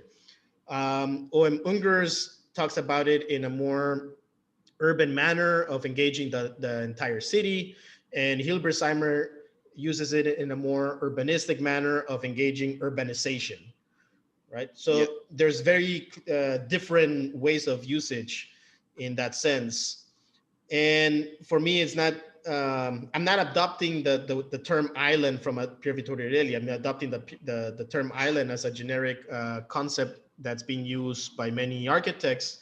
And I'm using it as a way of collecting the same typology that is aggregated into a bounded form and separates itself from the rest in this case, right? Wait, what was, so I'm not sure if that answers that question, and I don't remember what was the second part of it. Is the next? Actually, and actually to mention that, because you also brought up Atelier Bauwau, and Atelier Bauwau, well, first, any specific reference of Atelier Bauwau, because we can be talking about pet architecture, made in Tokyo, graphic anatomy. I mean, they have tons of research, right?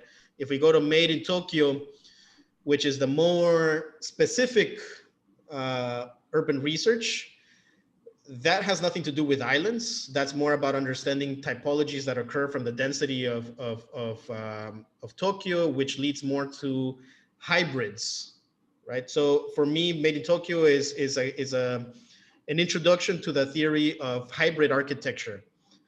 Yeah. And I wouldn't relate it at all to the island condition. And the second question was something of what's next.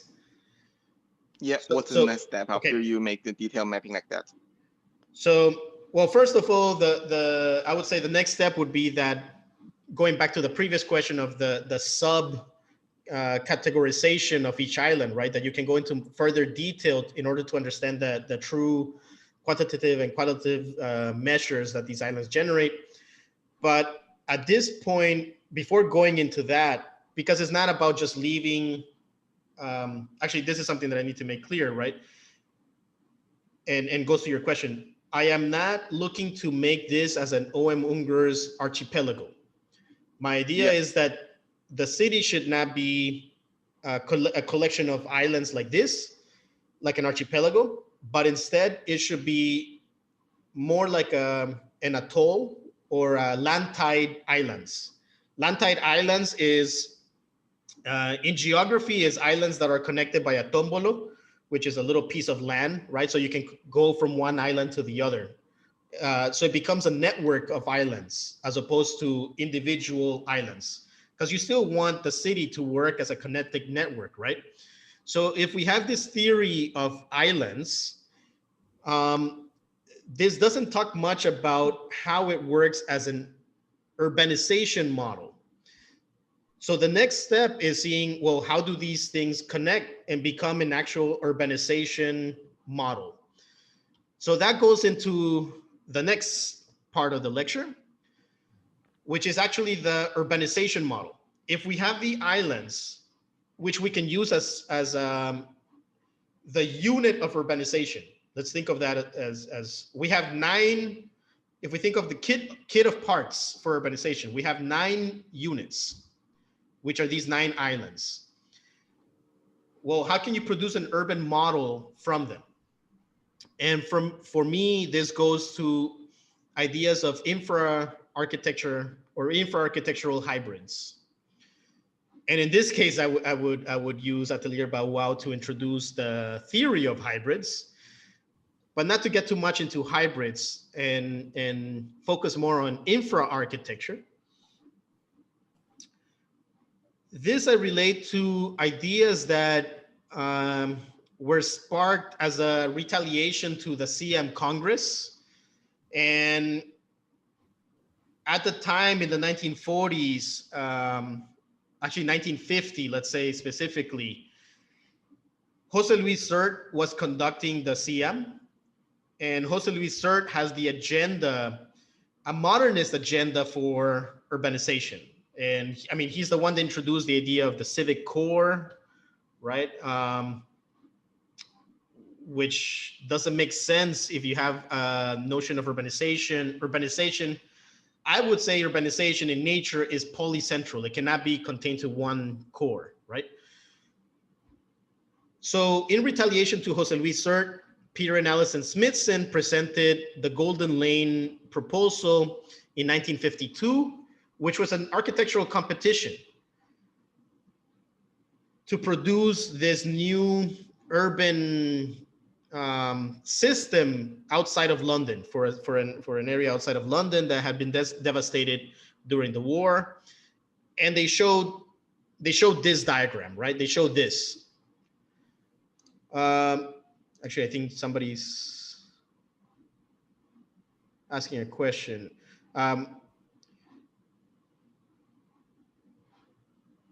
Actually, the written questions, I will have to go back after we stop the entire lecture. So for now, it's better to just ask the, like, whatever, microphone questions, and we'll go back to detail on the written questions. Where was I? Okay, yeah, first, does anybody recognize what this is?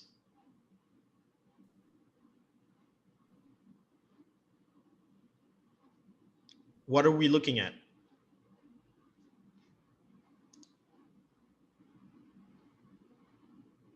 Anybody know?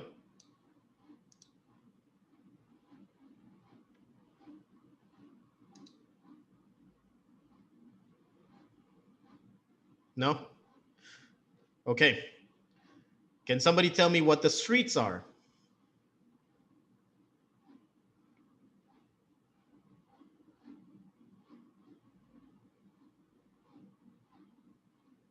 Hello? No? All right. I'll just go at it myself.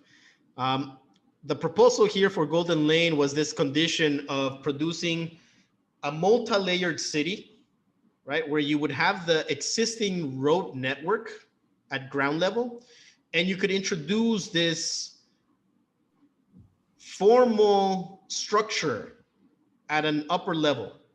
This was to become a network of buildings that would connect at a second level that would become a pedestrian path, right? So in this case, it becomes a megaform or a mega structure that provides this verticality for the city, a three-dimensionality for the city, where they looked at providing this pedestrian deck that would connect the entire city on the second floor. Very cleverly put by Rainer Banham and who else was it? Elizabeth Diller, I think, made a criticism on this that, okay, but what the hell do you do on the second floor, right? There's nothing there. So this can't produce a city. But anyway, or even just think of the logistics of how do you hail a cab to move from one side of the city to the another, right? From the second floor. In any case, this was a radical proposal for making a three-dimensionality out of the flatness of the city and connected through one structure that would integrate architecture and infrastructure, right? So for me, this is the initial of this infra-architectural condition, which actually I could relate more to the 1927 Hilberseimer proposal for vertical city in Berlin, right? I would say that's the first one. But this is the an initial step to producing more of that lineage of study, which later became this consistent study by Constant and the Situationist when he produced a proposal for New Babylon, right? Where Constant was fascinated by temporality and the scaffolding that a city could have. He writes about being fascinated by things like the terminals in airports and train stations because they produce this ephemeral situation of chance and encounters, right? And he imagines that the city should work this way. So he produced this three-dimensional scaffolding for the city that can be always changing to produce these moments of encounter, which again relates to producing a new infrastructure that has a sense of architecture to it. It could also relate to the metabolist I had mentioned before, right? Kenzo Tange, which was invited to the CM Congress and presented the metabolist movement as part of the CM Congress. This is a particular project that I didn't know about, but was mentioned in a lecture that I saw by Rem Koolhaas, and mentioned this Kenzo Tange project for the proposal of Mecca, which for me, I find way more interesting than the Tokyo Bay project. But anyway, in any case, it presents this notion of architecture working as the scaffolding as well as the infrastructure that allows plugins. And that's why I like this one more than others. Again, I mean, I could show the Tokyo Bay, which has the same idea of this infrastructure that has plugins, right? This, I think, becomes a critical composition for what I was describing before as the islands as plugins. We can also relate to the it's not situation. I already mentioned Situationist with Constant in the New Babylon, Metabolist with Kenzo Tange and his group of academics, and then the Structuralist, which more clearly I would show the works of Joseph Candelas and Woods. You might know the Freie Universität in Berlin or the Frankfurt Hauptstadt, right? The plan for redeveloping the downtown of Frankfurt as a multi-level city, which again, they propose this sort of infrastructural scaffolding where you can inject things, right? Or even the Freie University, the Free University. It was again that same notion that you can plug into the voids, right? So this idea of framework where you can plug in, I think is quite relatable. The controversies that started occurring in America, specifically with the mega structures for Lomex, where I'm blanking out right now. Anyway, I'll go back to that. But anyway, the proposal for Lomex by Paul Rudolph, right, of integrating this giant highway that would basically bisect Manhattan, but connect along both rivers of Manhattan, right? So in order to hide that large infrastructure, Paul Rudolph proposed to make it an architectural element, right? And in a more contemporary fashion, because it seems that after that project of Lomex failed in 1972, and some key projects were built. So I mentioned the Seoul Sanga here in Seoul, which actually did not expand as a framework. It was cut off, right? So it becomes one island into itself. In London, there was the why am I blanking out right now? Maybe it's too late for me. Anyway, but there were a few projects that were built. One in London, in Boston, the Government Center parking garage. In Berlin, there was another one. All of these projects become just simple forms that get cut. They never become urban frameworks. In 2012, this project gets released, which is the Cities Without Ground, a Hong Kong guidebook, which documents all of these new pedestrian infrastructures that are happening in the city of Hong Kong, which connect at multi-levels the entire city for multiple blocks, right? So you could go from the ferry terminal all the way to downtown, in and out, and never leave this sort of interior condition of a pedestrian network infrastructure. And it starts blurring what's private and what's public, because infrastructure is public, but then it goes into private buildings, right? And keeps on connecting, which speaks more to that idea of the megastructure as a framework that starts connecting plugins. I would say the private sector. It's a public framework to connect private sector nodes. And it happens more in this Asian context where, again, you have cities of 20 million people with basically new cities where the heritage hasn't been protected, as I showed in the case for Seoul, right? The entire city is almost a new city. So new construction technologies are being used, which allow for this three-dimensionality of the city, right? So for Seoul, to go back to what's next in terms of already identifying all these islands as plugins, I believe that the megastructure theory is still alive and can be revisited and expanded in this framework as an infra-architecture condition, right? In the city of Seoul, where this is happening, it's not like Hong Kong that is happening at the second level, like skywalks. In Seoul, it's happening in the underground, in the underlevel.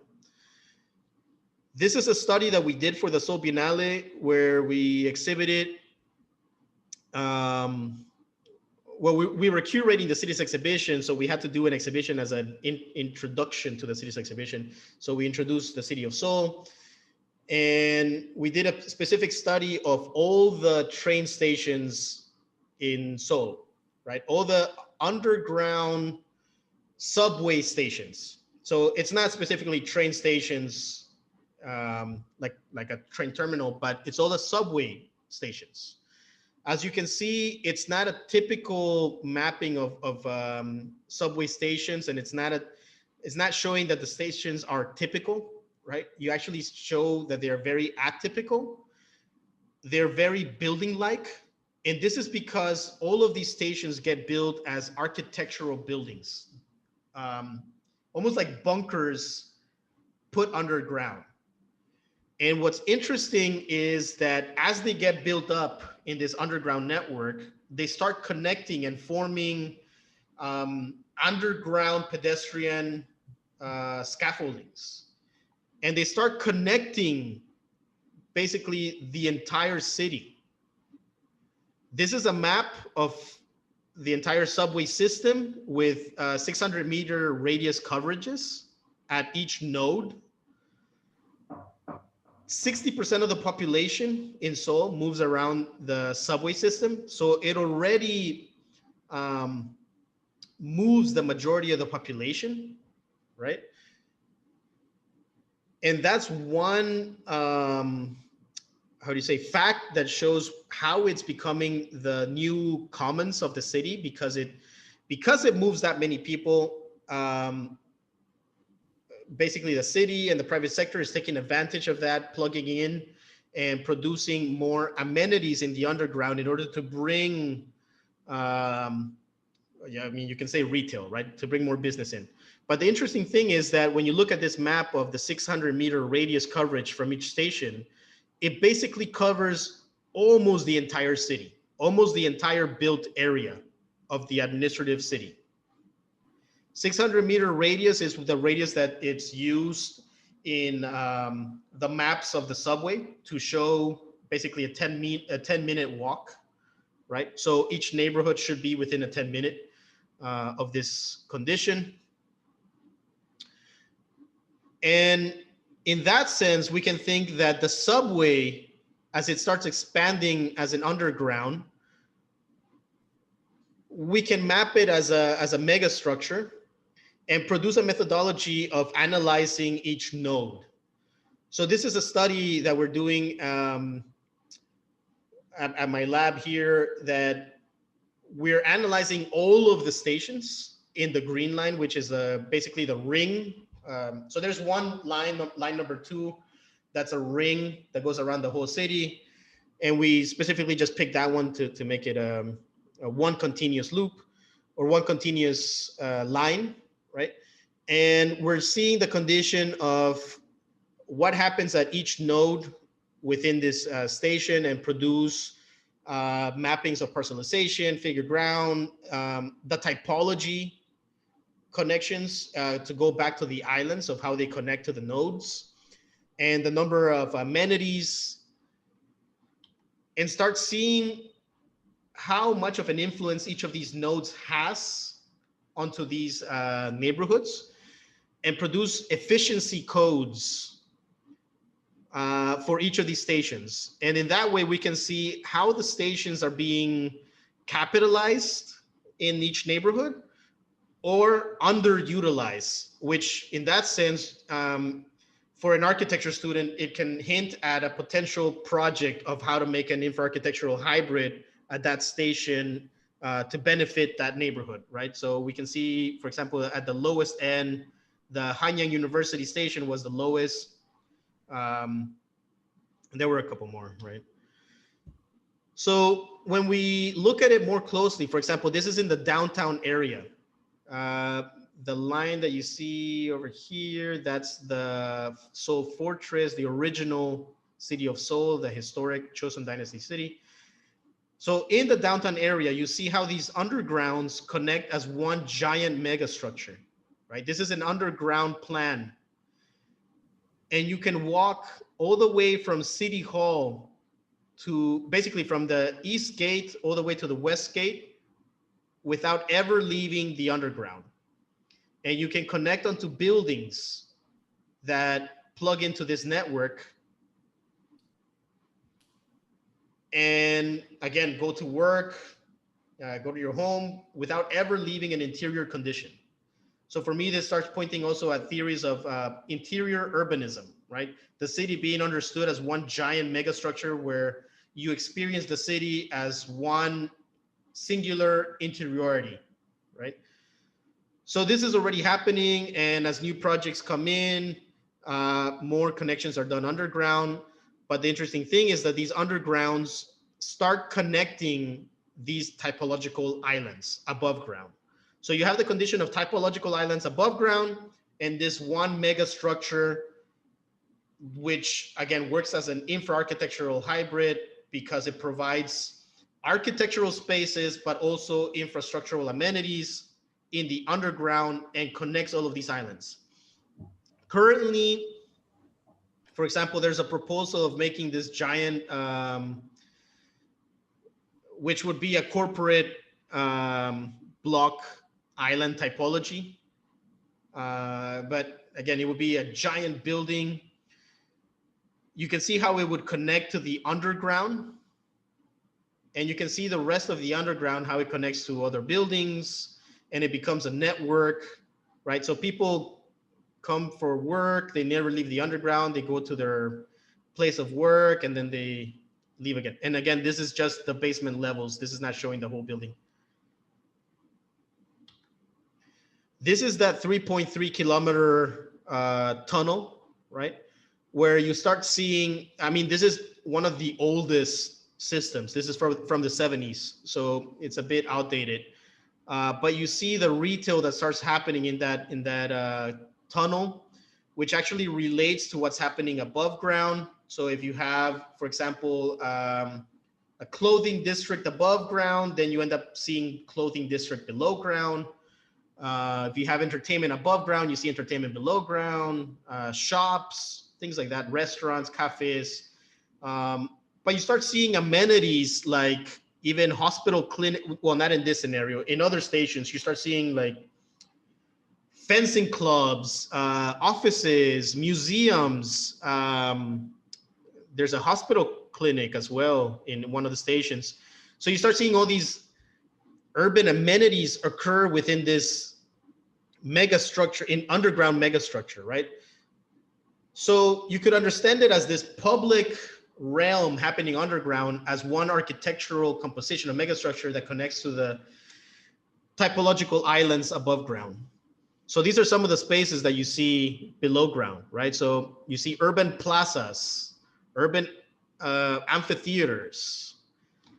This is actually connecting to City Hall. So you see an underground city, they call it like a city agora, where you can hear the problems of the citizen, right?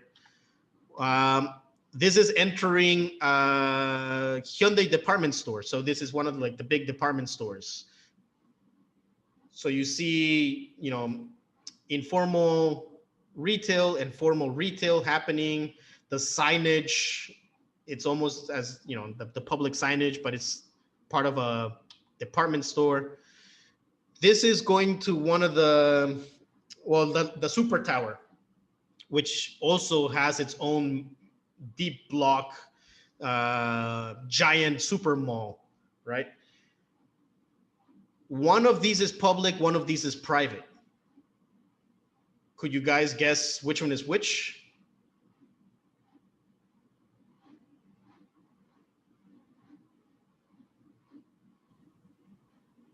The top one is public. Yeah.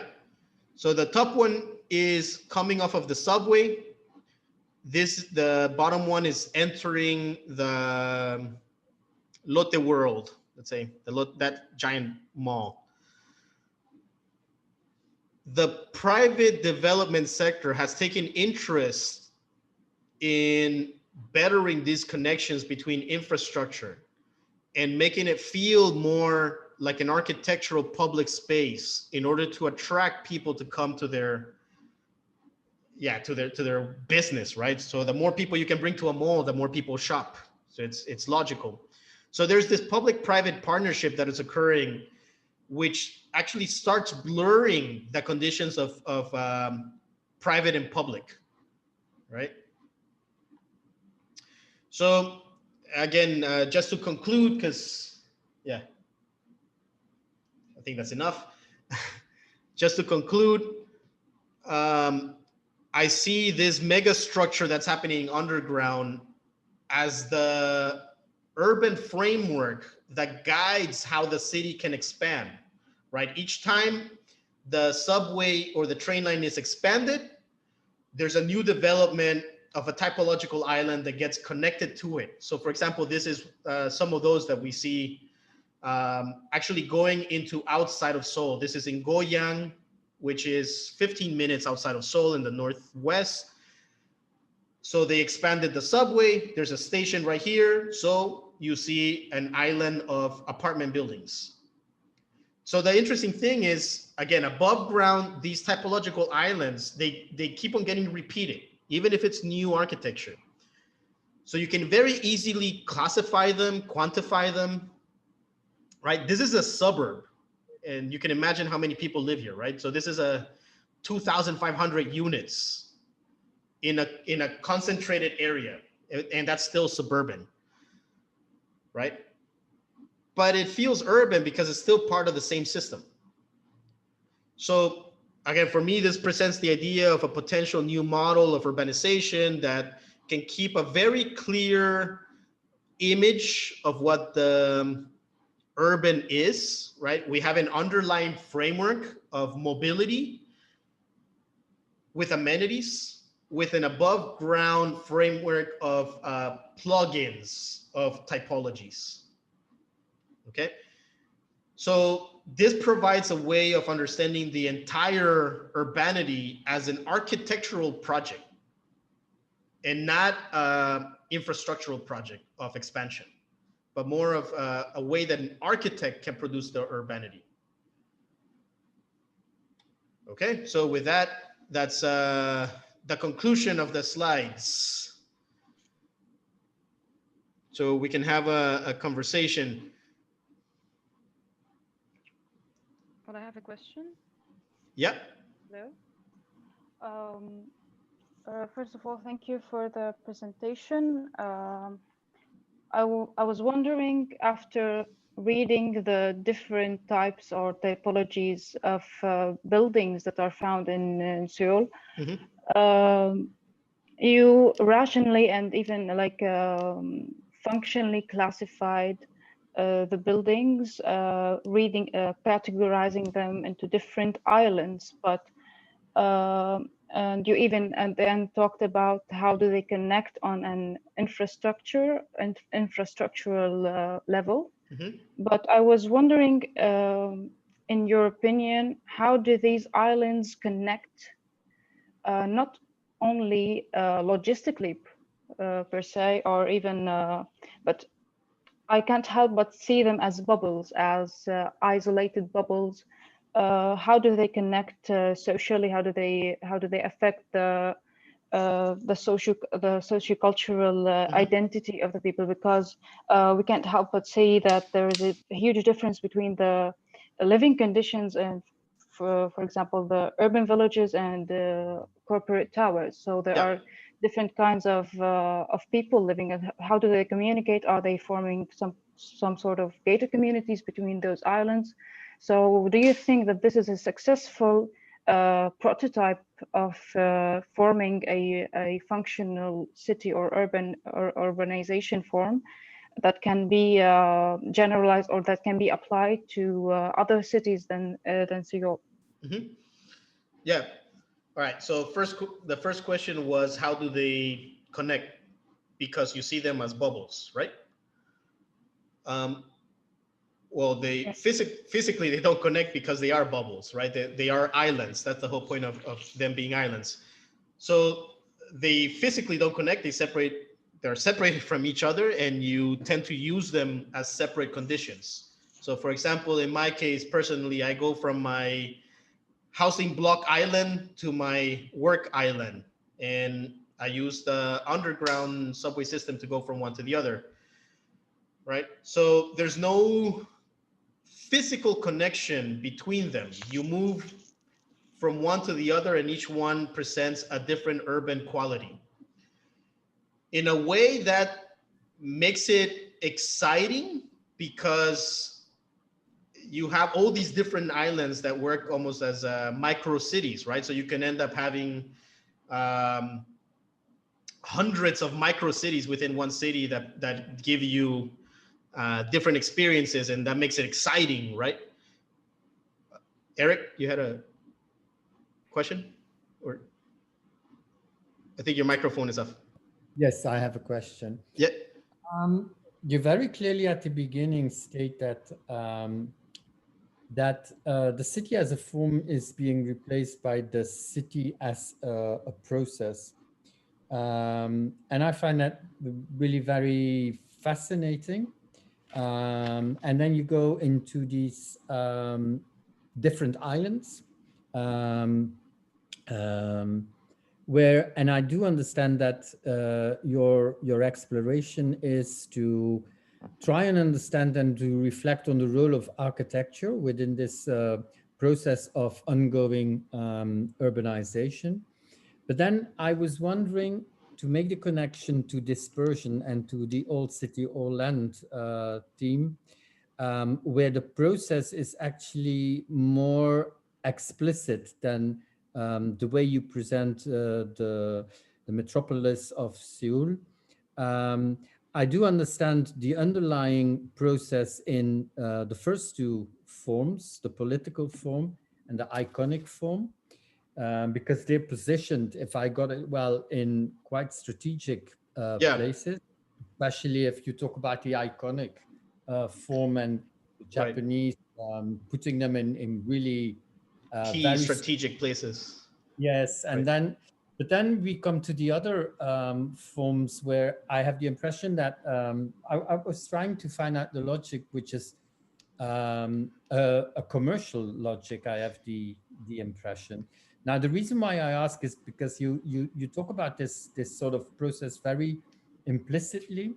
There is in all of these islands, I'm sure, well, I just wonder if there is a minimal rationality to it, in the sense that in dispersion is actually an accumulation of individual projects, individual initiatives. And I can imagine that is also the case in what you presented with the island model. But there is a sort of minimal rationality of to put certain developments in the right place, in a strategic place. And I can imagine that that also goes for the islands, that you put for example, a deep block or a cultural block that you cannot put it anywhere. So there is a sort of minimal rationality to it to assemble them.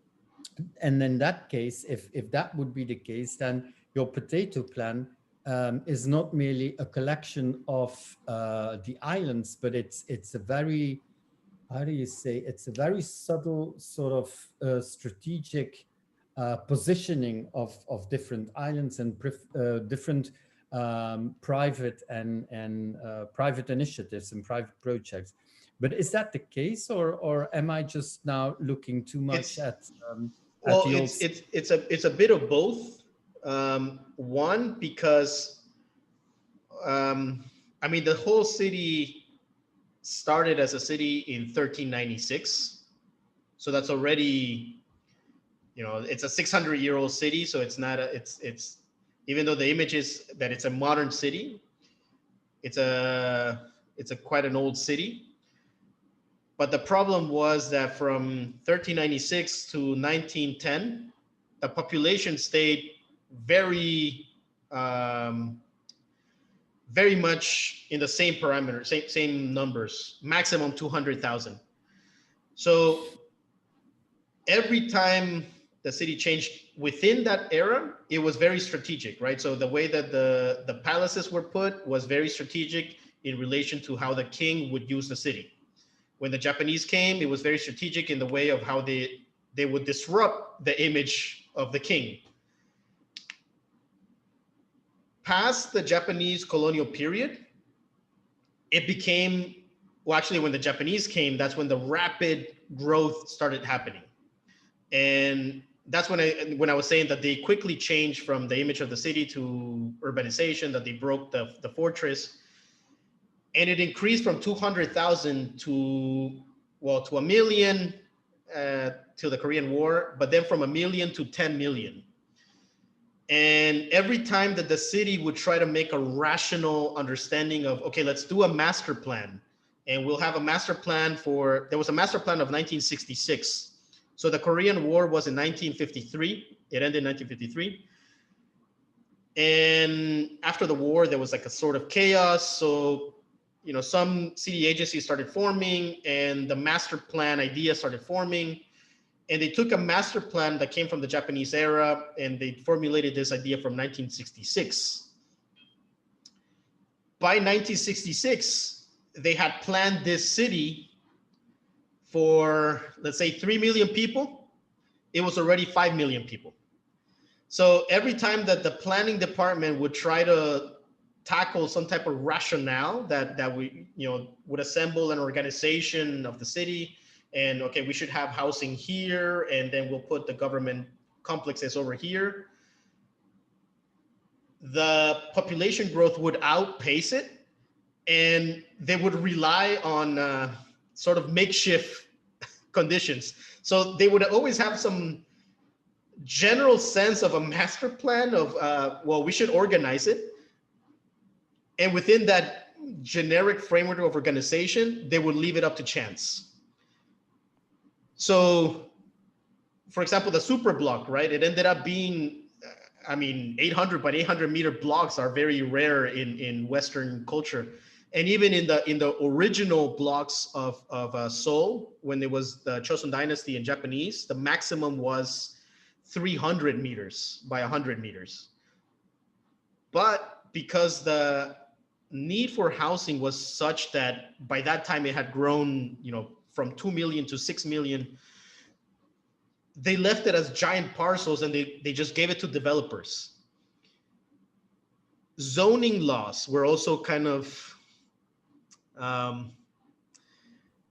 almost implemented only in the housing, and everything else was somewhat left as for mix, right? So some things that happen by chance, some things happen from basic generic frameworks. So they had the master plan of 1966, which was, again, outpaced and then revised for a master plan of 1975. By the time they wanted to implement that one, the population had grown again. So they made a new one for 1980s, then again.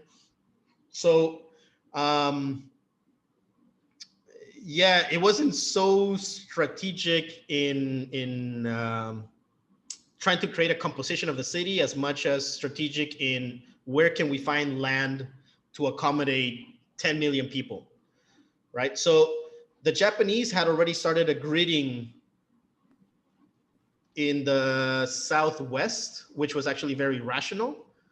And that's where they originally were gonna implement housing and make it, you know, have some zoning.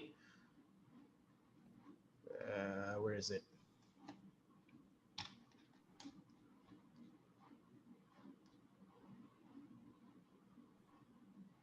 Yeah, here. So the Japanese had already laid out this grid, for example. After the Japanese era, basically this was not sufficient for an extra 5 million people, and they ended up just using the area over here to the east, which was all marshlands and just vacant area. And they just made it for housing. So it became like zoning just for housing. So those things were, again, somewhat planned and positioned, but some of it was left up for the private sector to develop on their own and produce organically. No, but I understand, and that's also why I say, for example, in dispersion, it's an accumulation of private initiatives. And my interest is not as much in planning as it is in what makes a context that, for example, makes a developer decide to build a corporate in a certain place. So it's more the conditions that attract a certain configuration or a certain island to be built in that specific place. And that's what I mean with the minimal. I mean, also, yeah, there's some tricky spots. So for example, for corporate development, it's wherever they can get an agreement with the city to get some benefits, let's say. Housing development comes from old housing blocks. So those basically just keep on getting recycled. And what has happened is that during the 1980s, there was a huge inflation on the real estate market, which not inflation in the devaluation of property, but sorry, inflation in the rapid price of real estate.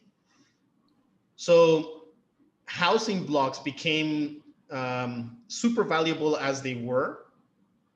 So no new reparcelizations happened, and people just waited the 30 years in order to tear down those parcels because they had run out of parcels that the city could sell or provide.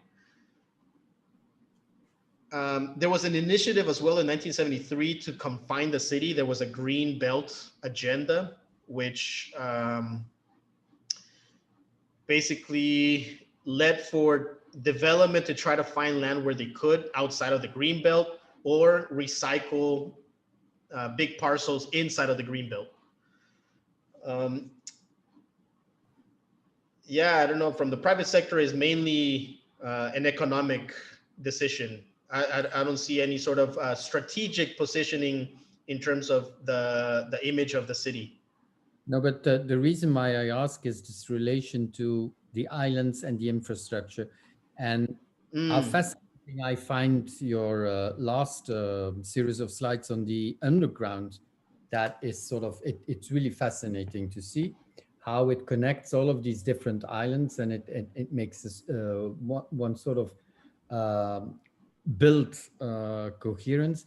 I was just wondering if the more common infrastructure that maybe you find on the outskirts has the same capacity to sort of link these different islands and to create certain conditions that say, well, this is really the ideal condition because I have a tram, I have a car, or I can, anyway, it sort of creates conditions, this network, the infrastructure, that are attractive to certain programs and to certain conditions. And that's what I think might be interesting to look. Or might enhance or specify the system, I would say. Yeah, I haven't looked into it deeply, but because I've been focusing just on Seoul, not so much outside, but I just out of generic, let's say, observational research from driving around outside of Seoul, you see the same conditioning happening, the same condition happening, that wherever the train line is expanded results in one of these islands.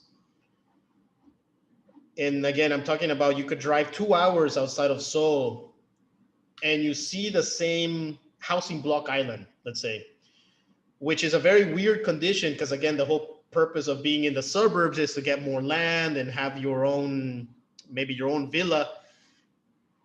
But you see these, 2,000 units, high density complexes in the middle of farmland or something like that, because it's connected to the train network. So it's not, I'm focusing on transport-oriented development. It's just that certain conditions are ideal for certain programs and make it worth investing in this program. Maybe it's not only, it not only has to do with infrastructure, but also with the surrounding landscape and the quality of that landscape, and so on and so on. So, but that's just what intrigues me. Like the underground metro system is really a very attractive infrastructure that connects all of these islands, and that creates an underground world where you pass without, as a pedestrian, in a very comfortable way, I imagine. Be it that there is hardly any daylight, but on the other hand, it seems to be a very comfortable way of going, of navigating the city. Exactly.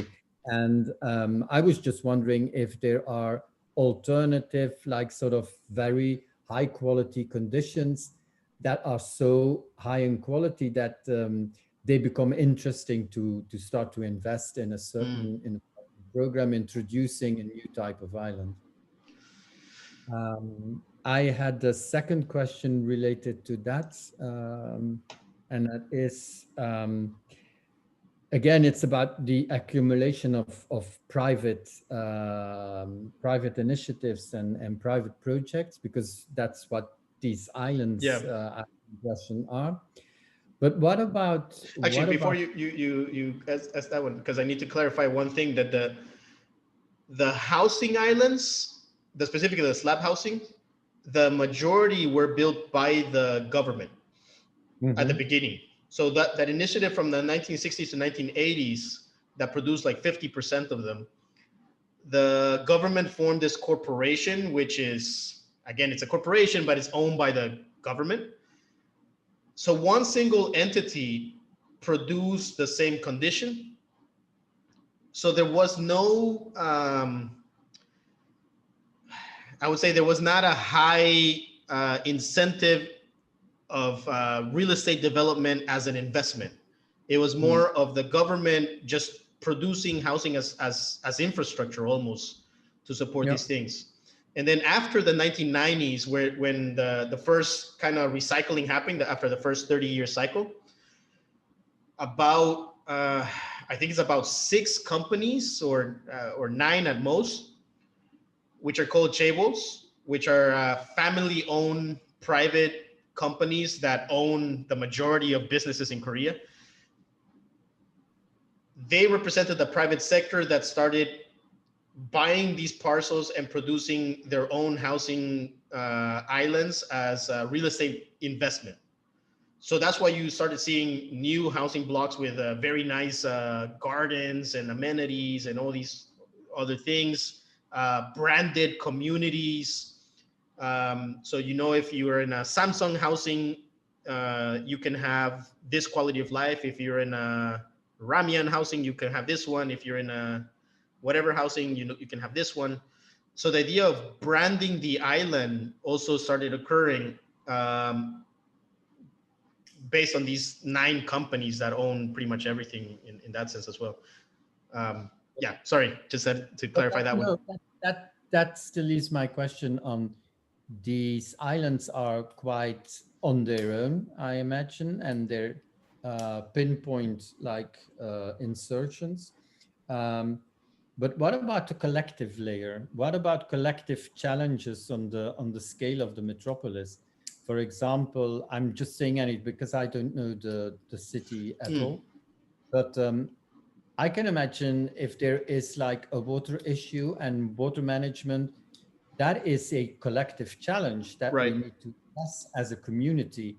And if you have a collection or an assembly, an addition of private things, or even if they're state oriented, but if you have like a collection of islands, where does that collective layer come in? So I didn't focus on the infrastructure in this talk because I wanted to focus it as an architectural pure way of understanding the city. But the way that the super blocks were designed, and I mentioned briefly that there was this 1960s master plan. The idea of the super block and the neighborhood unit became essential for the operation of the entire metropolitan region, where you would bundle infrastructure into, let me see if I have an image of that. Actually, no, I don't know where. Anyway, you would start bundling all of the subway transportation, telecommunications, water and sewer as its own megastructure as well. So actually, can you guys see my screen still? No, it's black. How do is there a way of sharing entire screen? How do I do that?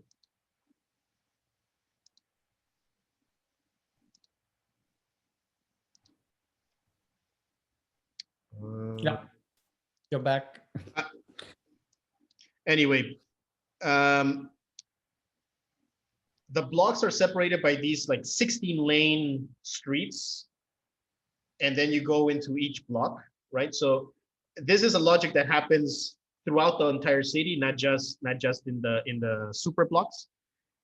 In these 16-lane streets that divide all of the islands, that's where they bundled all of these infrastructural layers of telecommunications, water, sewer.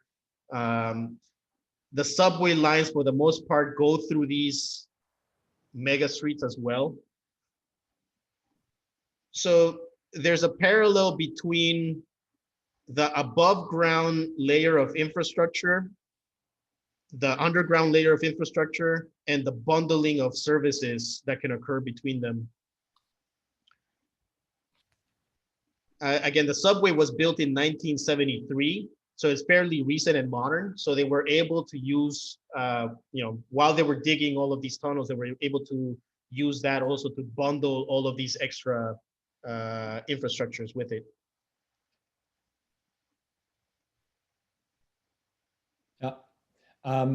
Maybe an example, because I think it's very similar to what is partly happening in dispersion. If you consider these islands, what happens for example, in the north of Flanders is a flooding caused by the river Scheldt, and we had a tragic flooding in the 50s, and that was even worse in the south of Holland. And therefore, they invented an infrastructural plan called the Sigma Plan in order to protect the whole region. But if you look at the way that this Sigma Plan is implemented in, for example, Flanders that is characterized by an accumulation of private initiatives, you see that it's not really one infrastructure, but it's an addition of small projects that are within the framework or the philosophy of this Sigma Plan. So it's like a quantist drawing that you have little pinpoints, blue dots that form a water structure. And that's what I was wondering, if there is also this collective layer that is developed, that there is a sort of logic to it, but that is developed on site in these different islands. Not sure in that one. Okay. It doesn't.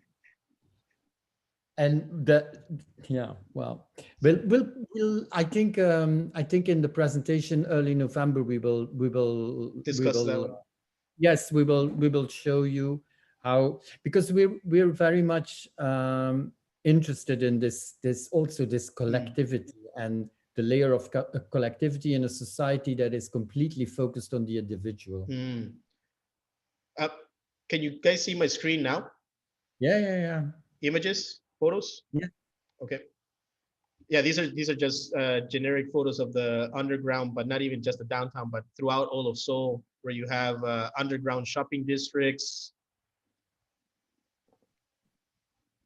That reminds me of but on a small scale, of the Den Haag metro project of OMA. And this is coming out in the Zaha Hadid Plaza building.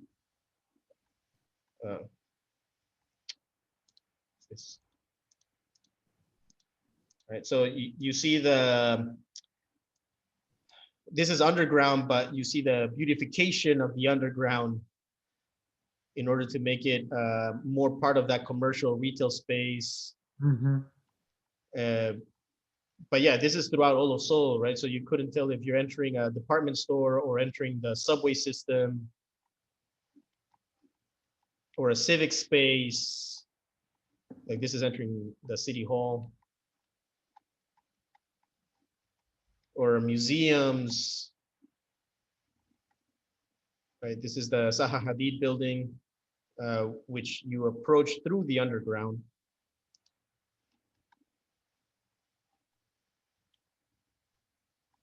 Right. Actually, going back to there was a student that was asking a question before you, and I'm not sure if I finished addressing that one. Who was the person?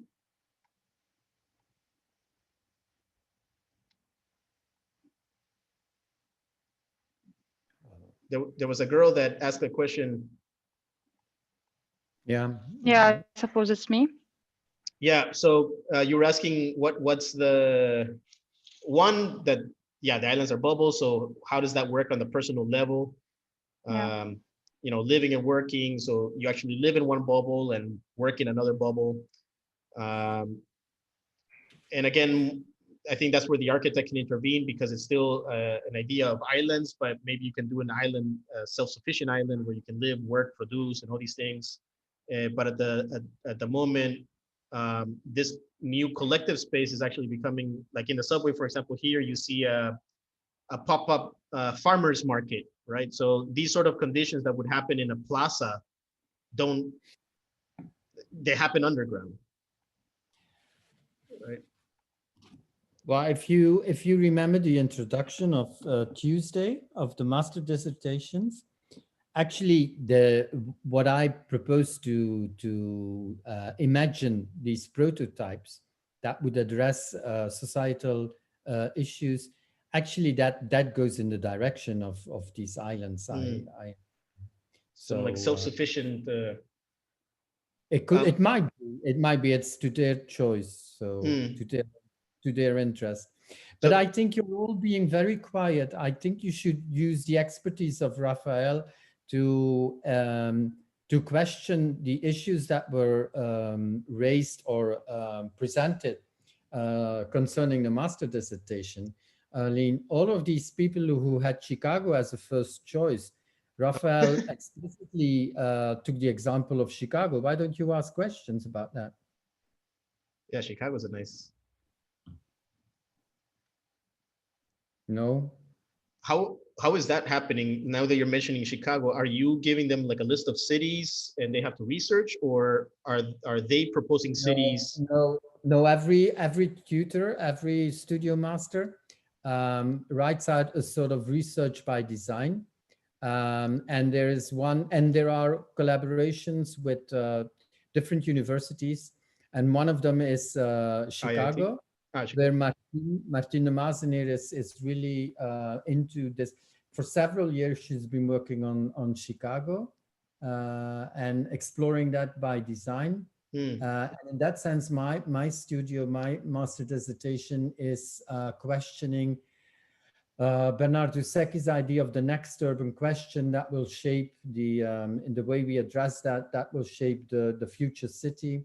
And we're going to do that by examining this challenge on a very condensed architectural scale, by inscribing us in the architectural tradition of creating prototypes, such as the Family Stair or the Phalanx Stair and the Grand Ornu, that sort of thing. So there's a whole rich tradition of these prototypes. We will try to imagine a prototype that will at the same time address different current societal issues. And I think your idea of the bubbles and the islands is a very nice. Chicago in particular works a lot with in Seoul, I would say the corporate tower, but in Chicago, I would just say the tower. Or actually the podium tower as well. For example, Jeannie Gang's Aqua Tower. That's one of the newest buildings. But the tower composition in Chicago it's almost in its nature. So the notion of producing new tower typologies as islands of, and I'm saying self-sufficient, not in a sustainable way of green architecture. I'm saying self-sufficient in live, work, produce, everything. I think Chicago can look at those as well. And that's exactly what a prototype should do. The thing that you just mentioned, being the self-sufficient and self-productive thing, where you combine different programs and different social groups and so on and so on. That's exactly what the prototype needs to do. Come on, who has a question? I might have a question. Okay, is more kind of a provocative question, if I may. Okay. No, it's just because your presentation talked about the role of architecture in this expanding urbanization, as you mentioned. And then you described the impact of these architectural types in the urban environment and how people deal with this in generally. But I was wondering if you're not leaving too much of the urbanity layer out of it, like how people actually appropriate these spaces in reality. So like my question actually is, should we think about types of appropriation other than types of architecture structures in this sense? And I can give you some examples. For example, when you mentioned the I think it was a super block. You had these informal markets going on in between them. This image. So this is the cultural block, and Yeah. in this one I was actually mapping the appropriations because of that. So I find it interesting that you mentioned appropriations as a way of understanding the block. So yeah, I also agree that you can go into this. That's what I was saying of understanding the qualitative nature of each of the typologies. That is not just the quality of architecture as a typology of, this is 4 stories made out of brick, the tectonics or anything like that, but more on the appropriations and usage of the space. So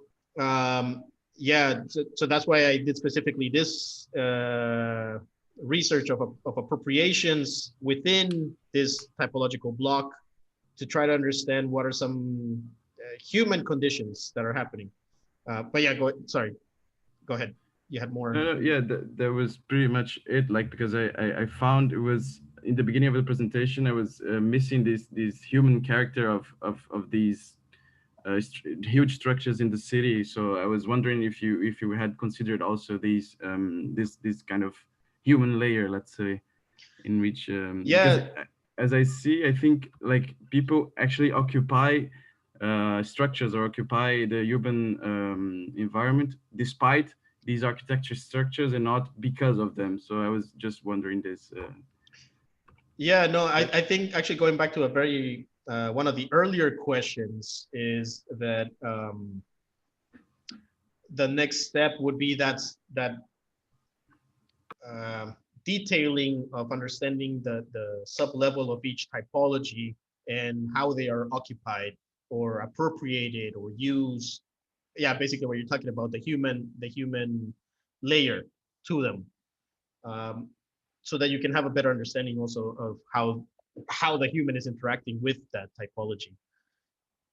So for example, the 1960s apartment blocks, these are separated, each slab is separated from the other by like 50 meters, right? So you can't have much of an appropriation in that sense, but when you see these typologies that I'm showing right now, those are separated by 1 meter gaps, what you would imagine are unusable, and they end up being highly used, right? Actually, the building coverage ratio that's allowed in Seoul is 60%.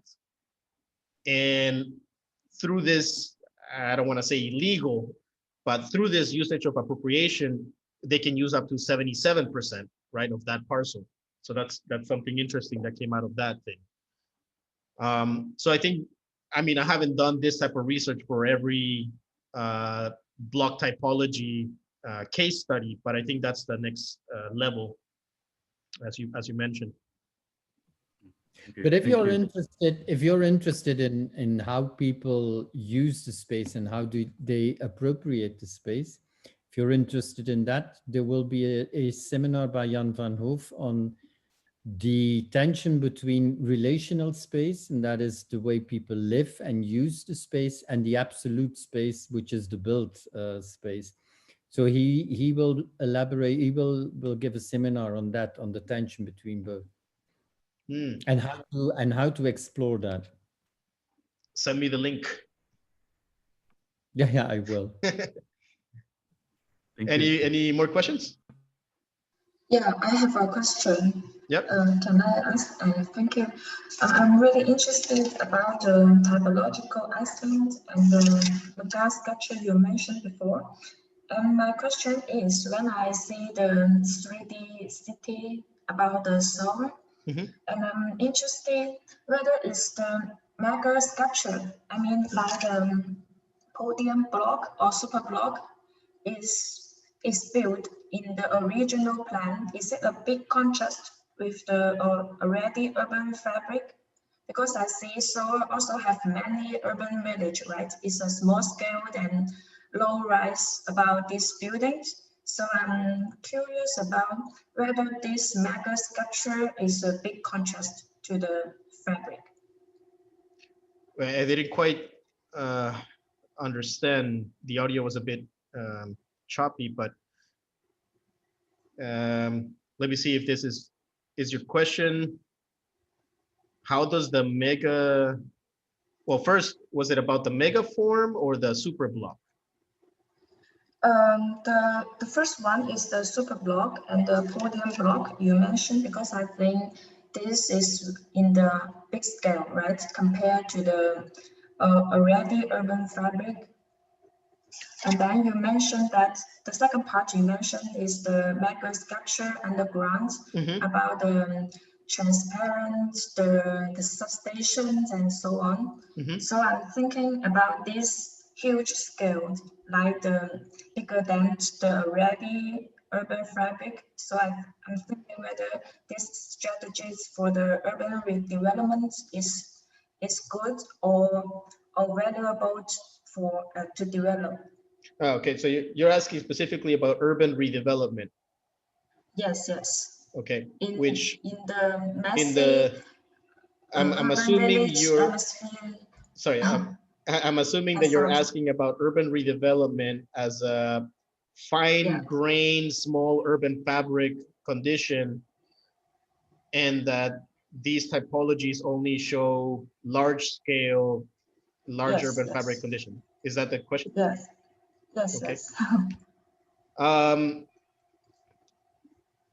I mean, in the Asian context, specifically in the Korean context, that the history of the city was wiped out quite fast because of the fast growth of the city. That fine-grained urban redevelopment is what led to the cultural blocks, right? So the cultural blocks, that type of island is an incentive to protect that fine grain. So a lot of the fine grain is actually being reserved in that manner. In the super block, actually, the fine grain happens inside of the super block. So the super block is bounded by that border of high rises.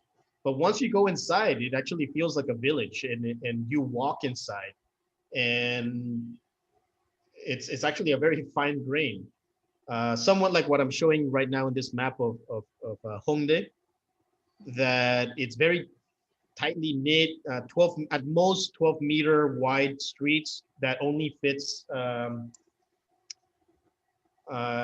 I mean, usually it's much smaller than 12 meters. 12 meters is the maximum that the city allows in those conditions.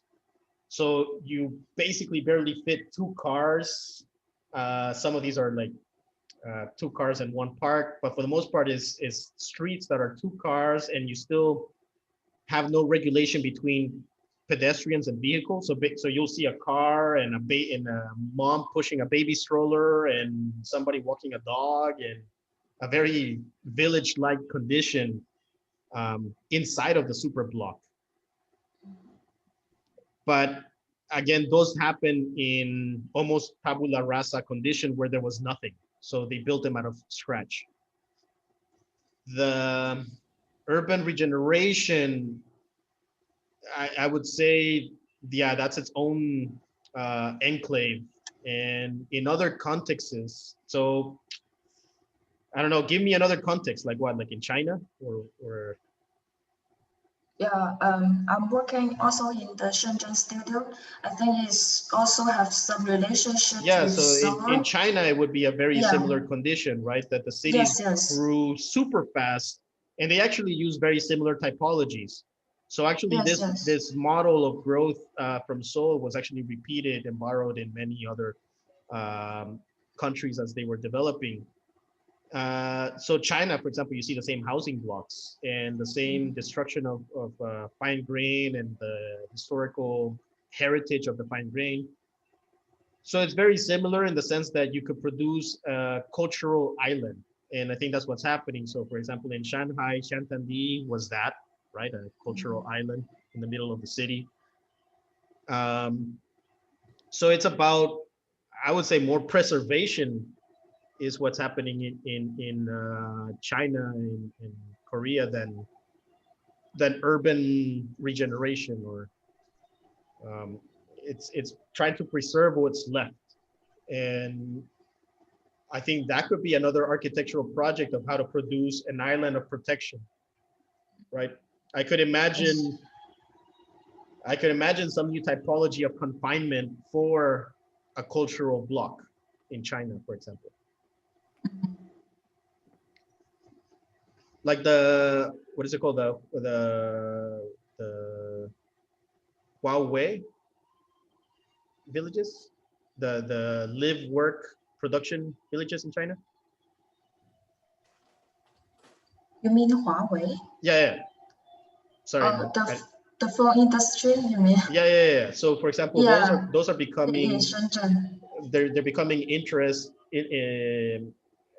of interest for redevelopment, but maintaining their own industrial condition, right? Because that's what makes them attractive. So then in themselves become, I would say, cultural islands compared to this research. Yes. I think it's an example to learn from each other about the Seoul and China. So I'm really interested in your theory. And yeah, thank you. Japan is actually quite different than China and Seoul in its development, and I actually compare it more to European cities, even though it's way different in scale. But I don't see Japan as an island condition, although it is an island. But yeah. Any other questions?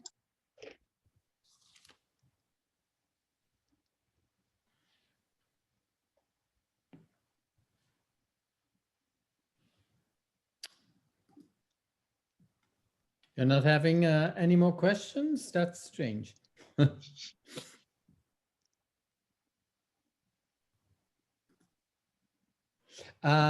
You have recorded the presentation, the seminar? Yes.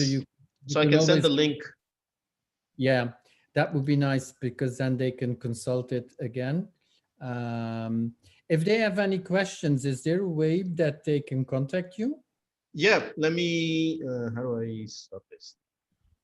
If I can figure this out. 1 second.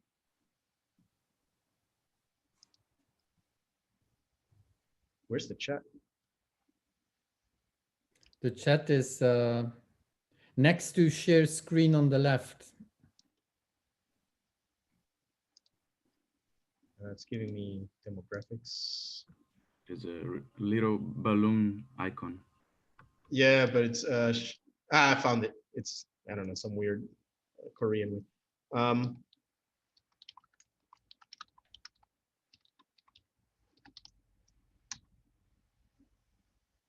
Someone asks whether the slides will be on Toledo, on the platform of the university. I don't have access to Toledo. But I don't think so, no. But if you allow them to consult them, you can send the presentation to me and I'll put it on Toledo. Yeah, I mean, I can also make a Google Drive and send you the link and then share the link as well. That's also good. I'll put the link on Toledo then. Yeah. So yeah, you can email me at my school email. That would be easier or more organized. And yeah, feel free to ask any questions. Okay, maybe questions start to pop up once once I leave. But no, once they once you leave. No, once they get their final decision on the studio, which studio that they take. Yeah. No, happy to consult. Okay, well, Rafael, that leaves me just to thank you for this very nice presentation. I hope we meet these standards when we present early November. Is it possible that I share the link with the students? So anyone who's interested in hearing an explanation on also your land on dispersion, they might join. Yeah, sure. And it is on a Friday from 10 o'clock on. So you're all welcome to join. Well, thanks very much, Rafael. Yeah, no, thank you so much. And yeah, everybody feel free to email me if you have questions. I'll probably make a Google Drive to upload the slides. And I think, I'm not sure if this will give me a link to the video or download the video. If it downloads the video, I'll put it also on the Google Drive. Okay. And if not, I'll send the link to everybody. Okay, great. Okay. Thanks a lot, and see you. What? Somebody asked email ID. I don't know what that is. Anyway, but yeah, you can email me there. The arluna@hanyang.ac.kr. Yeah. Okay. Thank you. Yeah, thank you. Thanks a lot. Yeah. Thank you. And students, we will meet next week online for a taxonomy on dispersion. Okay. Okay. Okay. See you next week. See you next week. Bye. Don't forget that you have to write a report of at least 1 page. Okay. When should we send it? You can send it to me every week after the seminar. You can send me your report. Well, not immediately after, but do it before we have the next seminar. Okay. You want it by email or? Wait, this report, you will have to wait until you have your final decision on what studio to take. Because I ask you the relevance, also not only the essence of the presentation, but also what could be relevant to your master dissertation. So we'll do this in 2 weeks then. Okay. Okay. See you all later. Rafael. Yeah, thank you so much. Thank you. Oh, how do I stop recording?